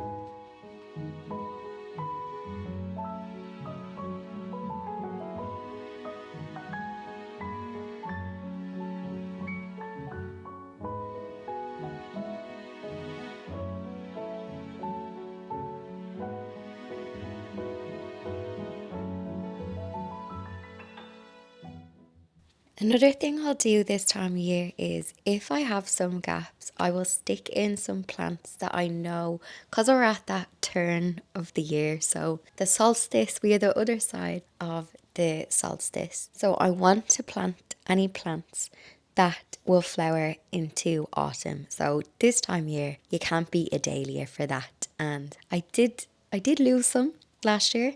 I was a bit late mulching them and some of them got a frost. But there's one in this cut flower bed that has a big orange flower on it, and thankfully that did not die, and you can see all of the foliage for that is coming back. But I have a little gap here, and Toffee, who lives next door, this is where he likes to have a nap, so I don't know if he's going to be a bit annoyed with me for planting it.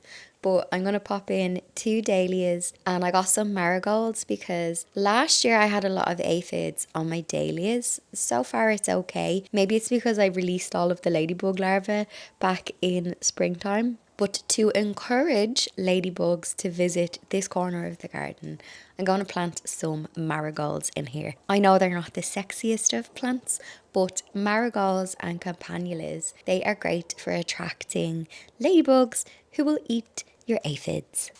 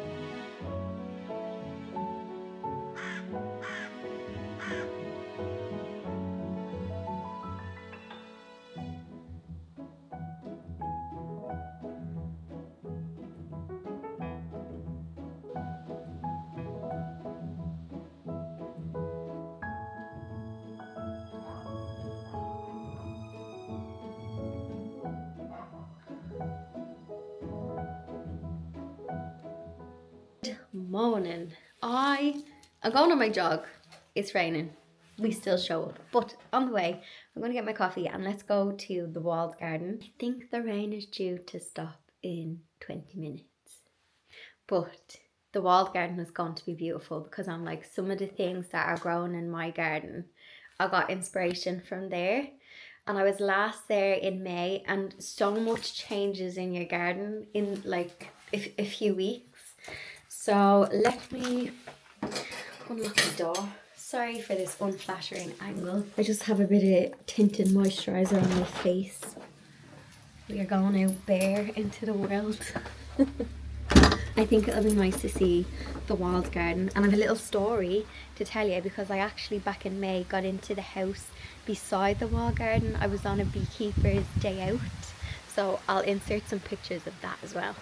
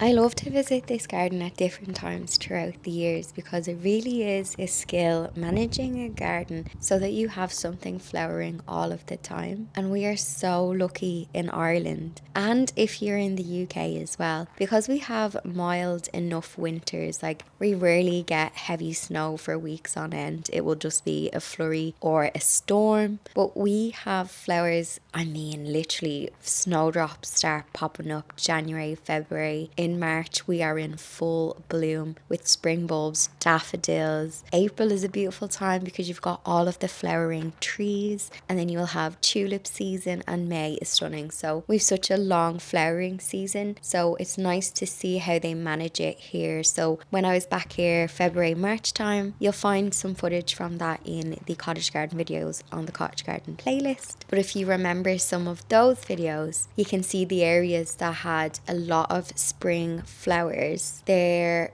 transitioning into that summer flowering. But something I've noticed is, so the areas where there was lots of spring flowers, they're not looking too fresh, but then there's other beds that were quite plain in spring, and now they're the showstoppers and they're the stunners. So might be worth kind of zoning areas in your garden. So instead of trying to have every corner in full flower and perfect at every time, maybe have areas in the garden where that will look amazing in spring, and then this area will look amazing in summer. So something I've noticed with this garden, just from comparing it to some of the areas in spring versus some of the perennial borders then that are stronger in summer.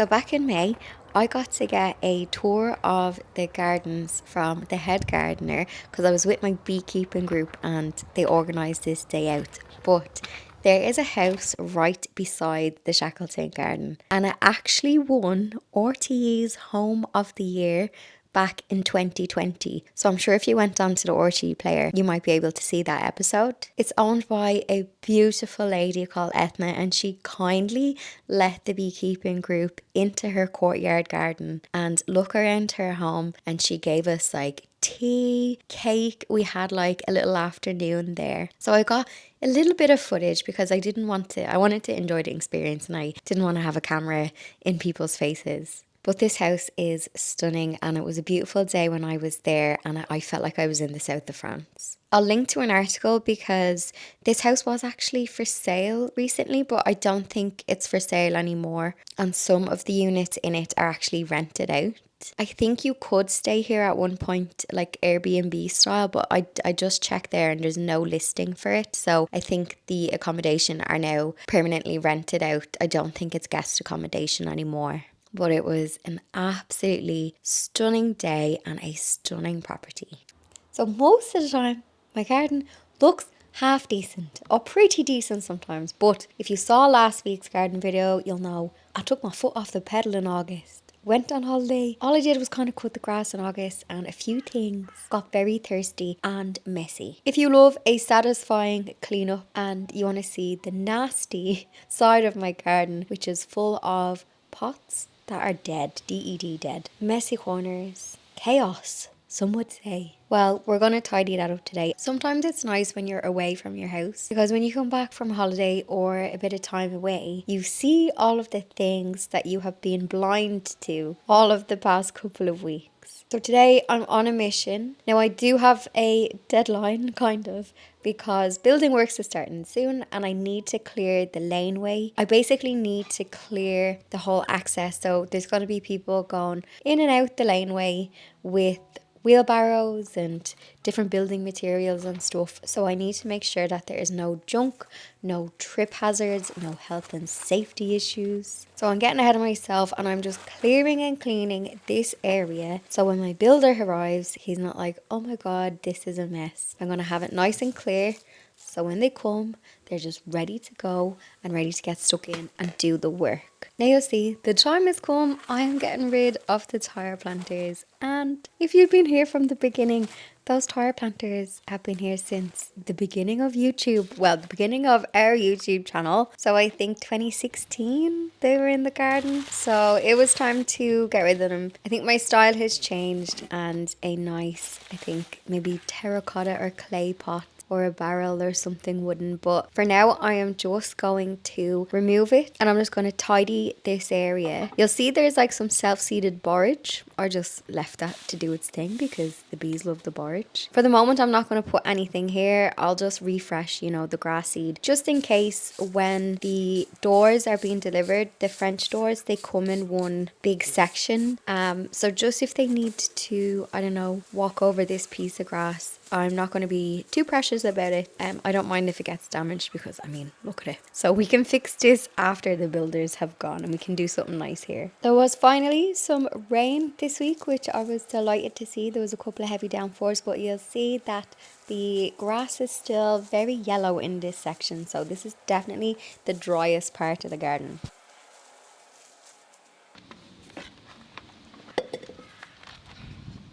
I'm absolutely devastated. Regular viewers of the channel will know how much I love my sweeping brush. Look, it's completely come off. The metal, that's how overworked my poor brush is. People in the comments are like, girl, get a leaf blower. I have a leaf blower. I don't want it. Sweeping brush is free therapy. This was my favourite. Now I can probably get a new stick, but the thing is jammed in the middle. I'm not giving up, because that's a lovely brush head. I'll use a little, I'll see if I can WD-40 it and use a little pliers to twist it. You have no idea how upset I am. I was like, my brush just snapped. That's because I overwork the brush. Maybe I will have to get, I do have a different brush, but it's huge. It's like something the council would use to sweep the road. I may have to use that until I sort out. That's a lovely little brush. I think I got that from Mr. Middleton. Anyway, people who sweep the path will they will understand my frustration at breaking me brush. I'm only starting. Anyway, more to do.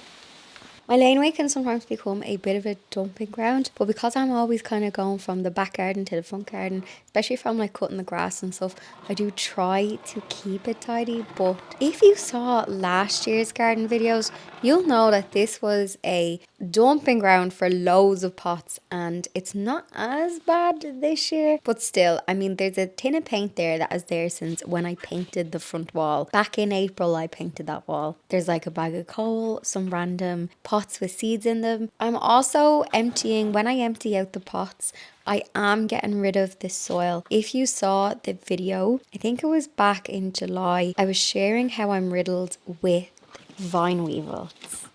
And it seems to just be in the pots. And anytime I refresh a pot, I just find them either the ghost larvae or an actual vine weevil. So with the pots that have just dead plants in them, I'm not saving the soil and I'm not putting that soil into the compost. I'm actually getting rid of it completely out of my garden. Now you can get nematodes to try and eat them, but you have to make sure you time it correctly. And someone told me you can boil the soil as well. Now I don't know how you would boil the soil. Do you put it into a bath? I'm not sure how you would do that. I wouldn't be putting it in a pot over my kitchen to boil, but I don't know, that was a suggestion, so let me know if you've tried that.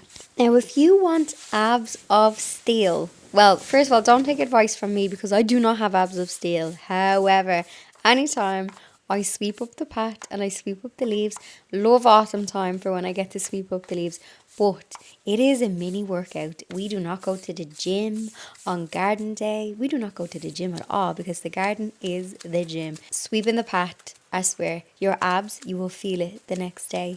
I took the pole from the brush that I stole off my brother that I used to clean the greenhouse. So that fit into it. Now I will get a proper new pole for it, but I was able to salvage my brush for this video. I'm also just trimming back this ivy because I noticed it was whacking me in the face. And I'm 4'11" and 3/4. So I imagine the builders coming to my house are going to be a little bit taller. So when they're walking, this is going to be like their main access, which is great because it means they're not going to have to use like my front door, which will help a tiny bit with the dust and the dirt. But it just means I wanted to just trim back the ivy so that it wasn't whacking people in the face.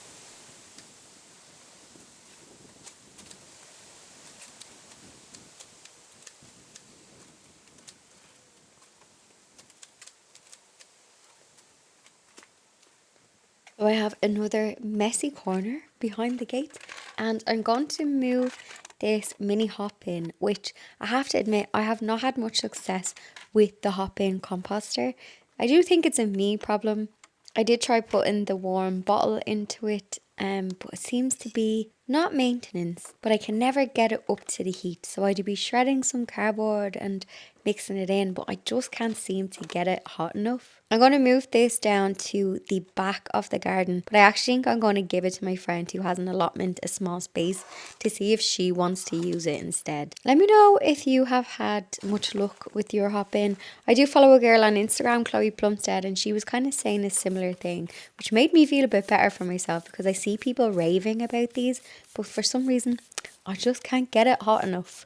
Now what's exciting about this space is this will soon be French doors. So the wall that you're seeing me try to sweep away all of the dust and dirt and the dumping ground, it can no longer be a dumping ground because this wall is the wall that is getting opening up. So if you will see a shot in a minute where I show you from the window to the door. So that is the space that is going to be opened up into full length windows and French doors. And in a couple of weeks, well, in maybe a month, I'll have an update for you and the doors will be installed.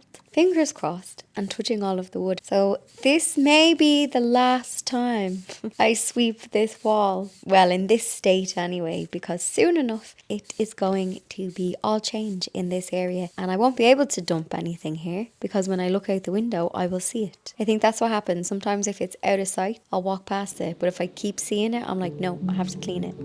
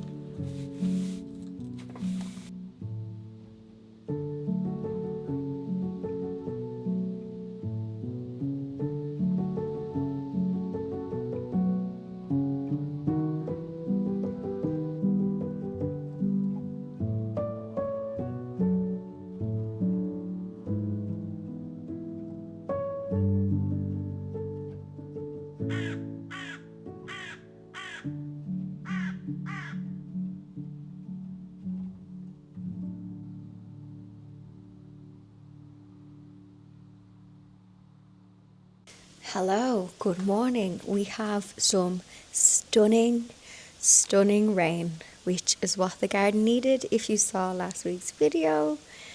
But, oh, even the noise, and I'm going to just put my mic out. That noise of rain is just magic. So for the past 2 weeks, my garden has been looking like this, which if you're regular to this channel, you'll know that, that doesn't look right. So exciting things have been happening inside of the house, and sometimes you have to crack an egg to make an omelette, and that has been my garden. Let's see how much damage has been caused from all the demolition, and if it's even that bad. Now, my builders are not finished. They will be coming back. However, a lot of the heavy stuff is done. They have to come back and do some plastering. They have to make me some steps you'll see at the door. While they were doing all of the heavy stuff, they did put down these boards just to prevent mud going into the house. So if you saw the other videos, the Thursday videos, you would have seen that there was an awful lot of dust. But thankfully, there was no mud and dust, because I don't think I could have been able to handle the mud as well as the dust. The builders aren't back for a couple of days, so I'm gonna lift up these boards that are in the garden, because the grass underneath it's gonna die, and I want it to just get some air. Now the grass is quick to recover. I will put some grass seed on this when the builders are completely finished, but I just wanted to air out this patch so that, yeah, it would not go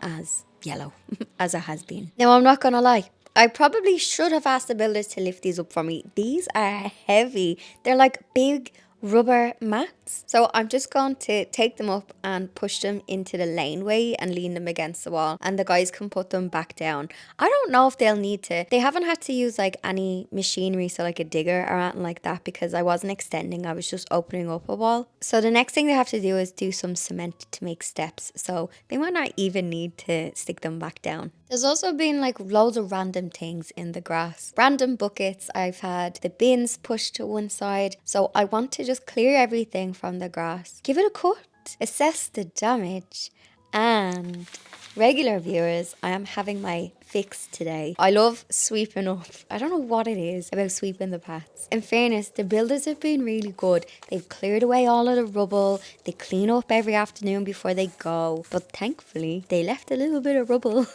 Not even rubble, but I get to sweep up which, I don't know, it just gives me great satisfaction to sweep the laneway. So we have some satisfying sweeping. Also, I still haven't gotten a new handle for my brush. If you saw I think it was like 2-3 Sunday videos ago, you would have thought that the handle came off my good sweeping brush. Devastated. So I'm still on the makeshift one. Next time I go to the garden centre, I'm treating myself to a new handle for my brush. We also have to tackle the front garden as well, because there was a lot of action in there. There's also boards put down on the grass in the front, so I need to take them up and assess the damage on that. But I think if everything has a good sweep, and if I cut the grass, tidy away things, I think straight away I'm going to get like a nice tidy up feeling in the garden. And I don't think the damage is going to be that bad. I think it's just going to be laying some seed. And I did say it in a renovation video on a Thursday. I know some people just watch the garden videos. So if you missed it, I was saying that September is such a lovely time to get work done on the house, because the weather is still nice and it's not too dark in the evening. And October is a good month to get your grass in order. So if I pop down some grass seed, it will start to germinate in early October. So that is good. It won't look too bad going into winter. It's also been so nice to get out into the garden. I thought, I had ideas before renovations, and then the reality of renovations happened. But I thought, I'll still have my garden. I'll be able to go out and garden. Absolutely not. There was times I had to like crawl through into my house, let alone my garden. So it's so nice today just to have a garden day. I'm doing about 3-4 hours in the garden today, just giving it a blitz and a tidy, and absolute tonic for the soul. And I love this time of year because the lighting, if it's like a lovely sunny autumn day, I love how the sunshine hits. So it is feeding my soul. So if you too are in the middle of having work done, or maybe you're going to watch this video in the future, if you stumble across my video, just know that all of that mess does be a distant memory and you do come out the other side. So I'm slowly coming out the other side, and it's nice to be back in the garden.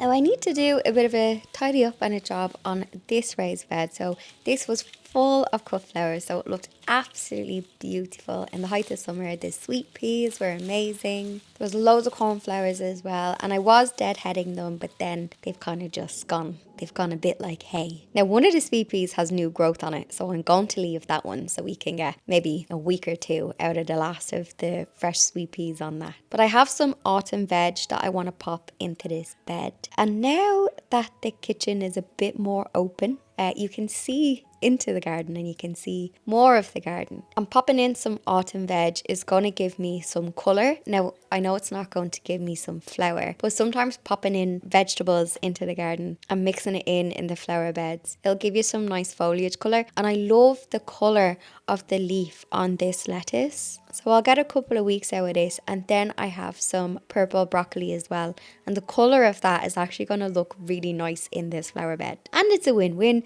because I can harvest it. I will not eat all of it, so I can give it away. I can just give it to my neighbours.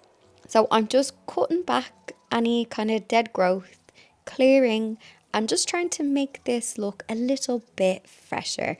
Bring it back to life.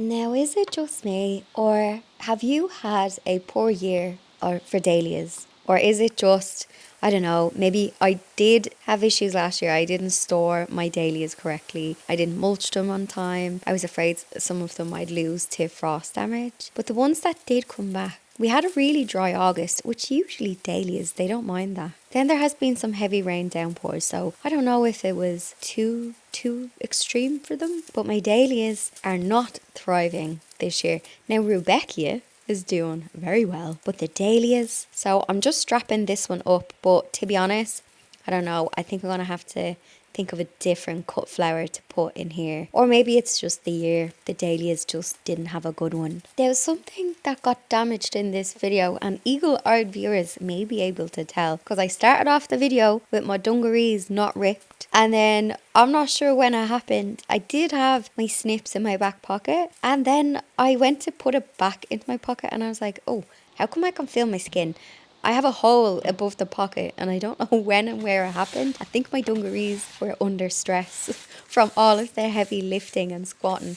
So yeah, halfway through this video, at some stage, I ripped my pants. So apologies, I don't think you can see anything. I am wearing underwear, but yes, I ripped my dungarees, but you know what? I'll stitch them back together. I love these. These are my fave, like, autumn garden dungarees. So I will stitch a patch on these or something. I have many more gardening sessions in these. I am not throwing these out.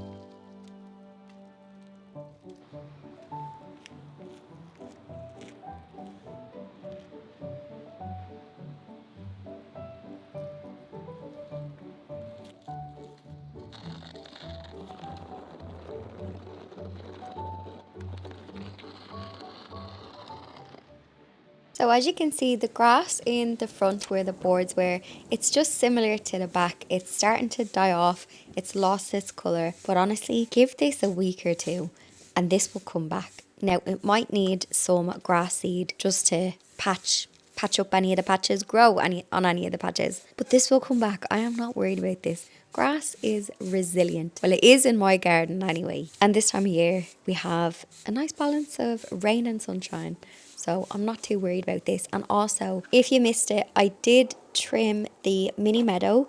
I cut it back early September before the work began, and it was in a Sunday video, but you may have not clicked on it because it was like a thrifting and garden video. So if you only watched the garden videos, it was a Sunday video from like 3 weeks ago now, I think. But yeah, I trimmed the mini meadow and I'm just letting all of the seeds go back into it. And when I was in my local park, I noticed that they also trimmed their meadow area. So sometimes they used to leave it to overwinter, but this year they cut theirs as well. So I was like, okay, I have done the right thing.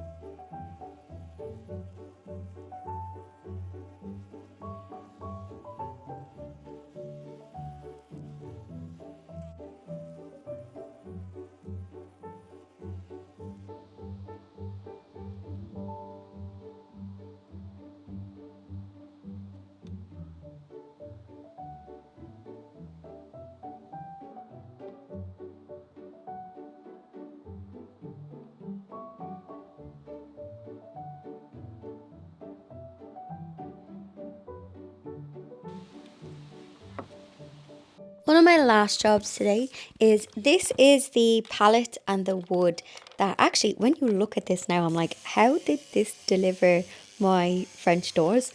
But if you saw that video, my doors just came on this little pallet. They weren't even bubble wrap at the back of a lorry, and they lifted them into the garden. And this is just the wooden pallet and support that was there. So I'm going to chop this up. Some of the wood, the smaller pieces, I'm going to keep. And then the other palette, it's actually really thick. So my jigsaw was struggling to cut through it. But I just want to cut it up, stack it, move it to one side so that I can just cut the grass in this area and give it a tidy up. So my goal today was to just get everything off the grass, just so I can A, stop it getting damaged further, and B, just give it some time to recover. So I will have builders back in the house. You can keep an eye on the Thursday videos because they're more like home, and then I try to keep the Sunday videos for the garden. And I am excited because I feel like there hasn't been much damage. This could have been way worse. There could have been a lot more mud. And it means I can do some fun autumn jobs. So I'm not going to lose out on too much time in the garden. I know when some people have renovation works, especially extensions, their gardens can be absolutely ruined. Like, I'm delighted that I just have to lay a bit of grass seed. And I have loads of garden jobs. I need to tackle some containers. I need to trim some of the climbing stuff on the wall. I have roses to tie in. I have a lot of jobs to keep me going in autumn. So if you are new to the channel, please do subscribe. Really helps the channel. I don't know what the YouTube algorithm is doing at the minute, but since August, YouTube has just been a bit weird. Videos aren't getting shown to people. YouTube keeps introducing new things like hype. I don't know what the hype is, but please hype this video, but only if it's free to do so. I think you can hype a channel 3 times a week and it doesn't cost you anything. So subscribing is also free. Hitting the like button, cheeky thumbs up, and just saying hello in the comment section definitely helps the videos reach the people it's supposed to reach. So if you enjoyed this, do say hello in the comment section.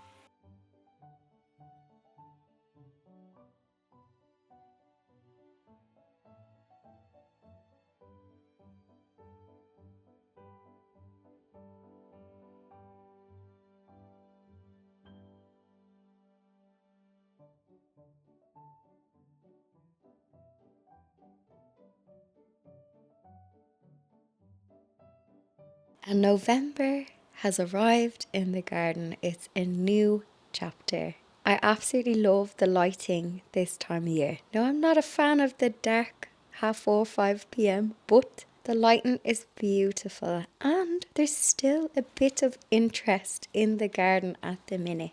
We had a stormy end to October, so lots of leaves have fallen. So it is that time of year to make some leaf mulch, and I'm going to be doing some satisfying cleaning up. And this is also the first time I've been able to enjoy the garden without having to clean up any building equipment or recovering it from the renovations. So it's nice to be back outside on a sunny autumn day and just focusing on the plants itself and not building equipment.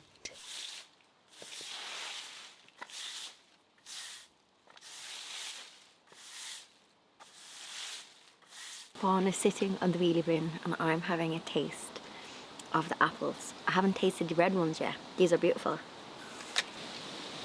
Also, sunshine. Now, years ago, I used to curse the leaves that would fall into my garden. But that's when I didn't know any better. Whereas now I know that you can mow them up, use them as mulch, and they're like free soil conditioner. So I don't curse them too much. Now, my tactic. So this is my rule for the leaves, and it's not going to be everyone's, but this is what I do. So if they're on the grass, I mow those, and then I just empty the lawnmower box into the flower beds. So I don't have to put anything in the compost. I literally just throw it directly onto the flower beds. And the reason why I mow it is because the leaves are then finely chopped, and then they just break down quicker, and it also looks prettier as well. And come springtime, they're pretty much disappeared into the soil. So then in springtime, I will pop on some fine bark mulch, or I'll do farmyard manure mulch as well. I'm really bad at remembering to condition my soil, so like feed the soil. I'm really bad at remembering to do that. So by doing things like this, whether it's mulching in spring with, farmyard manure or bark, and then using the leaves in autumn, it's like free conditioning. I'm putting things back into the soil. I'm also not too clean of a winter person. I don't really put the garden to bed, let's say. I will have a few jobs to do, like cutting back the dahlias and mulching them before the frost comes. And I do have to plant my tulips. But they're the kind of, tulips are forgiving. You can do them in December if you forget. Actually, the later the better with tulips, because they need the cold to get going. So if the leaves are on the grass, I mow, and then I pop them into a flower bed. And then the ones that are on walkways, now I am handheld, I'm using the sweeping brush, but I will whip out the leaf blower. For the first time, I think this year, people are like, girl, you need the leaf blower. I do have one, but I only whip it out for big jobs. So any leaves that are on the paths, because they become really slippy, I will I will blow or brush them onto the grass, and then I mow them to chop them up, and then I throw them into the flower beds. So this year so far, I seem to have a lot more leaves in the front garden. Since the trees in the back were cut, I don't have as many kind of blowing in my way in the back. I used to feel like I had loads in the back, but I was worried about people slipping the trick-or-treaters because there was a lot of leaves in my driveway. So I'm getting around to tackling them today. So I will sweep them onto the grass, and then I will cut them with the lawnmower. Now my lawnmower is not great for this. I had a petrol one for years, and then it broke. There was no fixing it. And I went electric, and I regret it, not gonna lie. This lawnmower is fine if you have a small patch of grass, but it's not powerful enough for mulching my leaves. I miss my petrol one. So I mow them, they're nice and fine, and then I just pop them into a flower bed. So wherever there's a gap, I just mulch it, so a layer of the leaves on top of the soil. Now you can see my lawnmower is kind of struggling with these leaves. If this was my old one, I wouldn't have to tilt the mower up to do a pre-leaf cut and then put it down to collect them in the box. And also, you'll notice me going between the leaf blower and the brush. The blower is great when my battery is charged, but another downside to having things cordless is the batteries. So I have two of the stronger batteries for the mower and the blower. Mower and blower. I'm a poet and I didn't know it. But what's frustrating is when they run out of juice, and they actually take a long time to charge. So I had to have a battery on charge, and then it'd be a quarter charged, and I'd use it for a little bit. So that's really annoying about things that are electric cordless. And honestly, sometimes people ask me for a recommendation on my lawnmower, and if this broke, I wouldn't buy it again. I'd actually go back to petrol, which I know that sounds terrible because the environment. But the electric ones just don't have enough power in them and longevity. I find I can do the back garden, I get a few minutes into the front and the battery is dead, and then I have to stick the other one in. And I don't have a big garden, so if you do have anything bigger than mine, it's going to be a nightmare with batteries, sticking them in, and then you're waiting on them to charge. Now the leaf blower is really good. I would buy that again, but the same thing with the batteries is if you're using it for a long amount of time, it runs out quickly. And it always runs out when you're just getting to the finish and you're just coming to the end. Now I am being a good neighbour as well today. I'm going to sweep up the ones that are on the road outside my house. One, because they just look so messy and they make the road look dirty. And two, the council don't come around and sweep the road. I very rarely see that. So I've taken it upon myself to just look after my corner of the road. I don't own the road, but if the leaves are on my side,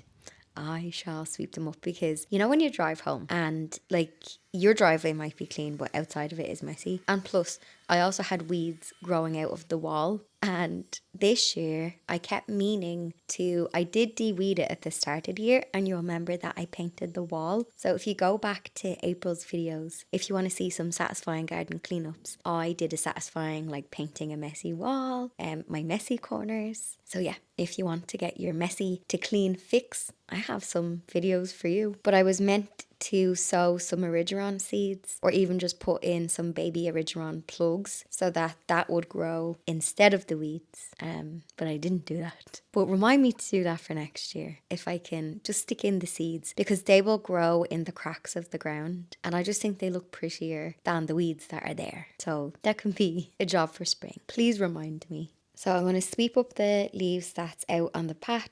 There is kids that play at the end of the road, so I'm going to try and make it less slippy for them. Now I don't know why. I think it was because my leaf blower died, but that was good leaf that I swept up. But I actually put those into the brown bin, and I could have bagged them and done leaf mold. So leaf mold is when you get, ideally you can use a sack, but a plastic bag is good. You take lovely wet leaves, stick them in a bag, tie a knot, and just pierce it a few times for a few air holes. Stick it in a dark place. Leave it until summertime next year, or springtime, late spring, early summer, and that will have fungused itself and turned into leaf mold.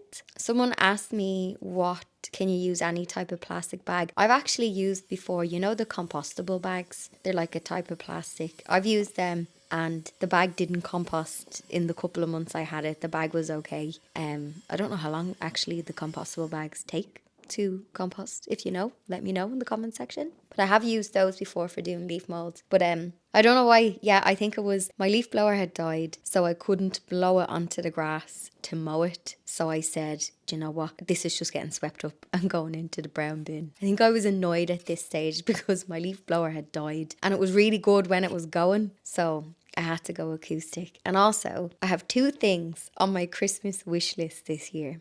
One is a new sweeping brush, because my regular viewers will know that mine broke not that long ago. And I love sweeping the path. It gives me joy and it's free exercise. And I also want to get like a dustpan and brush, but a garden one. A few people had said get one of the big scoops. They're great, but I feel like they're too big for me and my little hands. I just need something that's probably double the size of what I'm using.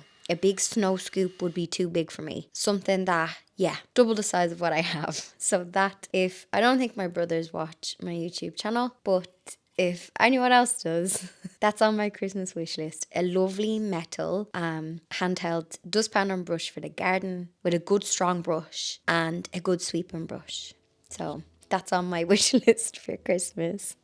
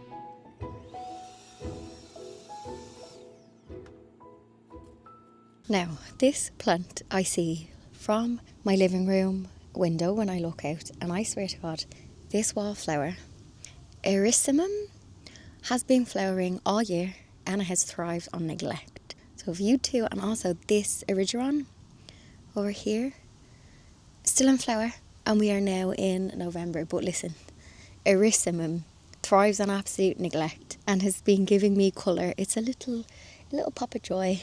Actually, there's a tiny little snail. This bug house has properly biodegraded into nature. The bottom thing has fallen off it, so I've just left it in here. But it is bugging. There is residents in the bug hotel. So I actually just put down some of the leaf clippings here.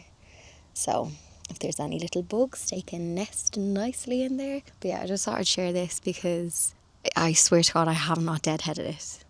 And it just keeps flowering and getting big, thriving on neglect. The rest of the garden isn't really thriving on neglect. However, the Amelanchier has absolutely stunning leaves and they have just fallen. And the hydrangea, it's not Annabelle, it's another one, but that also has stunning leaves. So you can see the leaves over the wall. Sorry, the trees.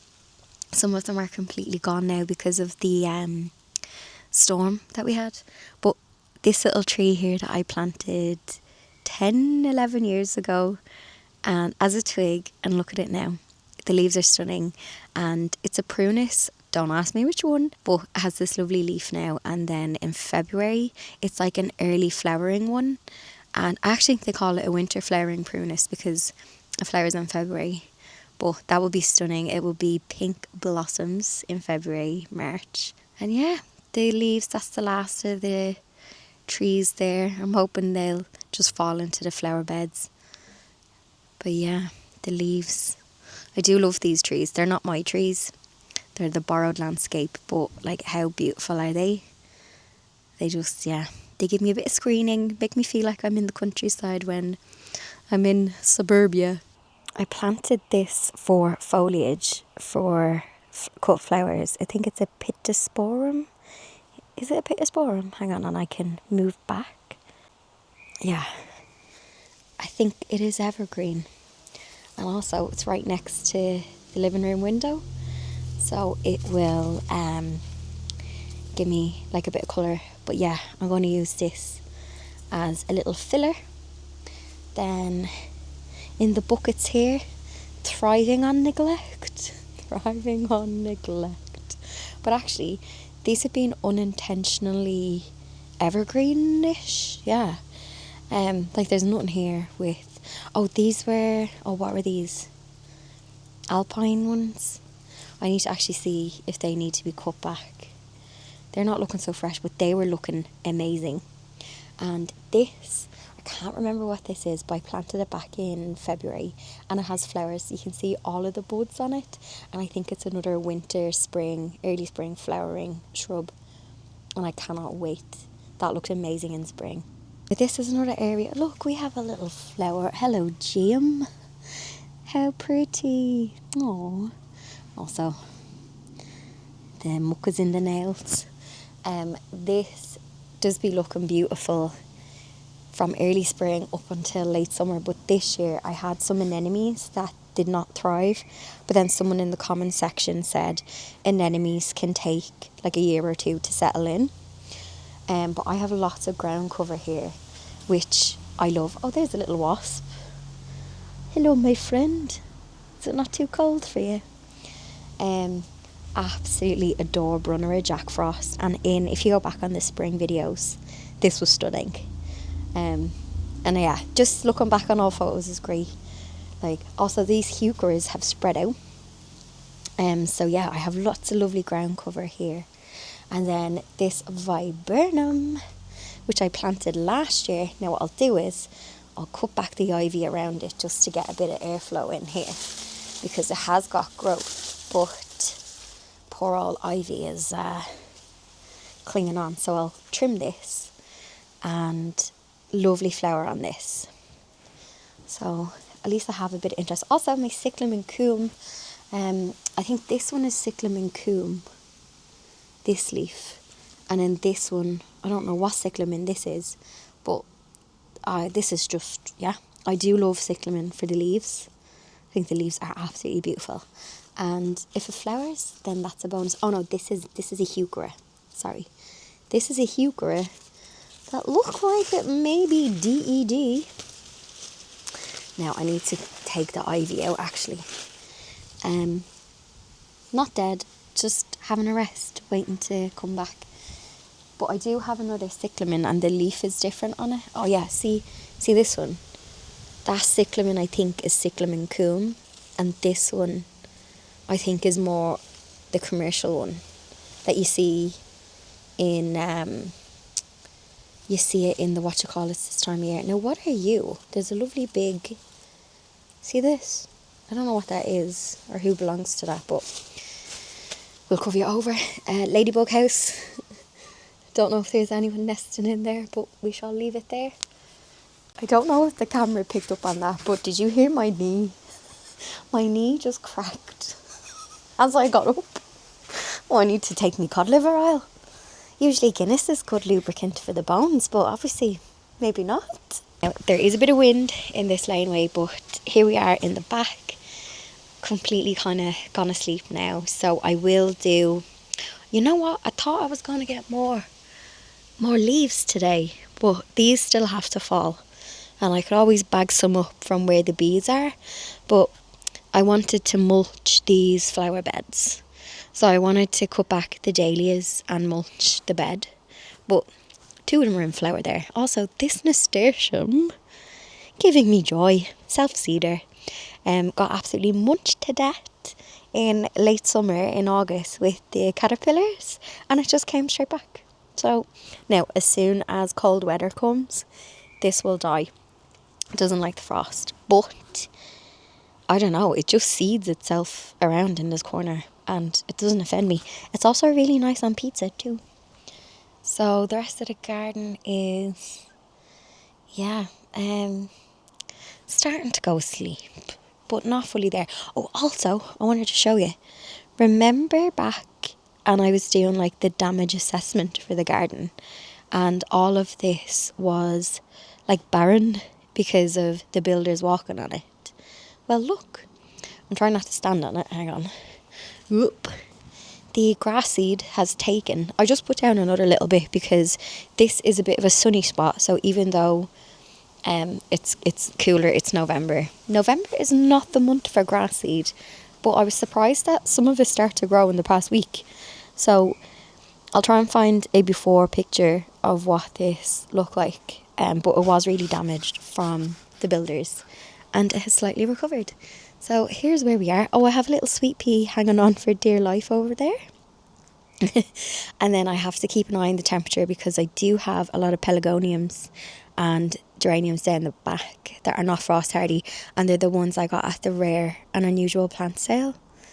So yeah, I reckon another month-ish, not even month, because I notice the trees, yeah, I reckon we're on the home stretch when it comes to colour on the trees. Maybe another 2-3 weeks, but I have noticed some of them with the wind we've had the past few days. There was like a little bit of a storm and yeah, a lot has fallen. So I'm going to enjoy this colour while I can. The cats are looking for their lunch. I'm like that. They had breakfast, they have treats, but they know their routine. And I came in to put my battery on charge and they were looking at me as if to say, you forgot our lunch. And I was like, I didn't forget. I just got carried away with the time. So I have to feed the babies and I'll be back. Today was actually one of the first days that I've been out in the garden. And I looked back this way on the house and I was like, oh, the doors. So I'll show you. Now, I'm not going to lie, I did get like a teeny bit emotional because this was the first time I saw, you know, the doors where there hasn't been like builders and benches and buckets and just a little chrysanthemum there and the hydrangea. And I was like, oh my God. Like, not that I don't come down to the end of the garden, but it's not often I do. And yeah, I remember this. Like, even you guys will remember this in summertime when it was literally just a window and a door, and it wasn't. Yeah, but I basically, this was what I had in my head, and it's happened, and I'm so excited for like spring. So down in the bucket section where things come to die, the pot and bucket section.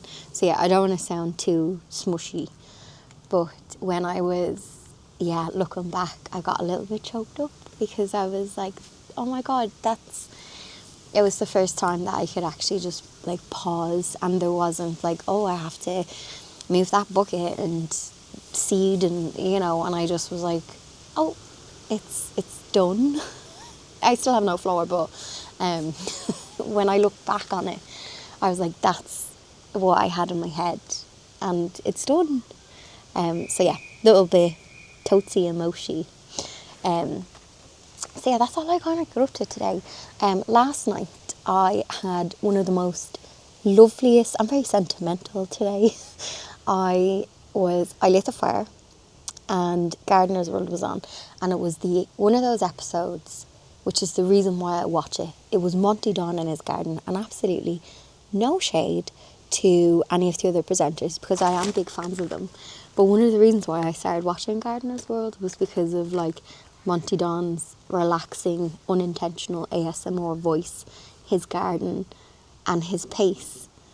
And yeah, I was like, because I had missed a couple of episodes, but I just feel like this year when I go to watch Gardener's World, it's either cancelled because of some sport, you're in someone else's garden, and no shade to them because it is nice, those episodes, but I'm like, I want to be in Monty's garden, like those episodes.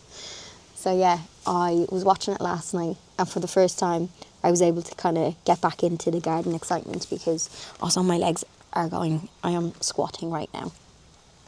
My neighbours are going to be like, what is she doing? Yeah, it was the first time I got like excited for, the garden again, because obviously I've been preoccupied with the house. So I needed this like vitamin D day.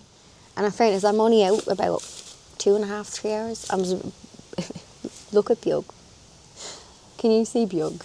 She's hanging on to my every word. Come over, my friend. Come over.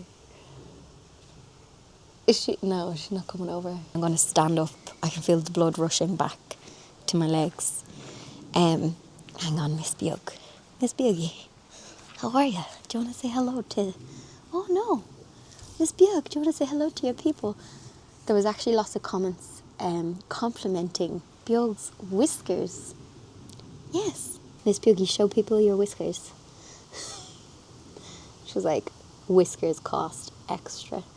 Yeah, it was the first day today in a long time where I've been like, cats in the garden, having a potter, it's lovely and quiet, and then I come along and make noise. Anyway, I'll see you in the next one.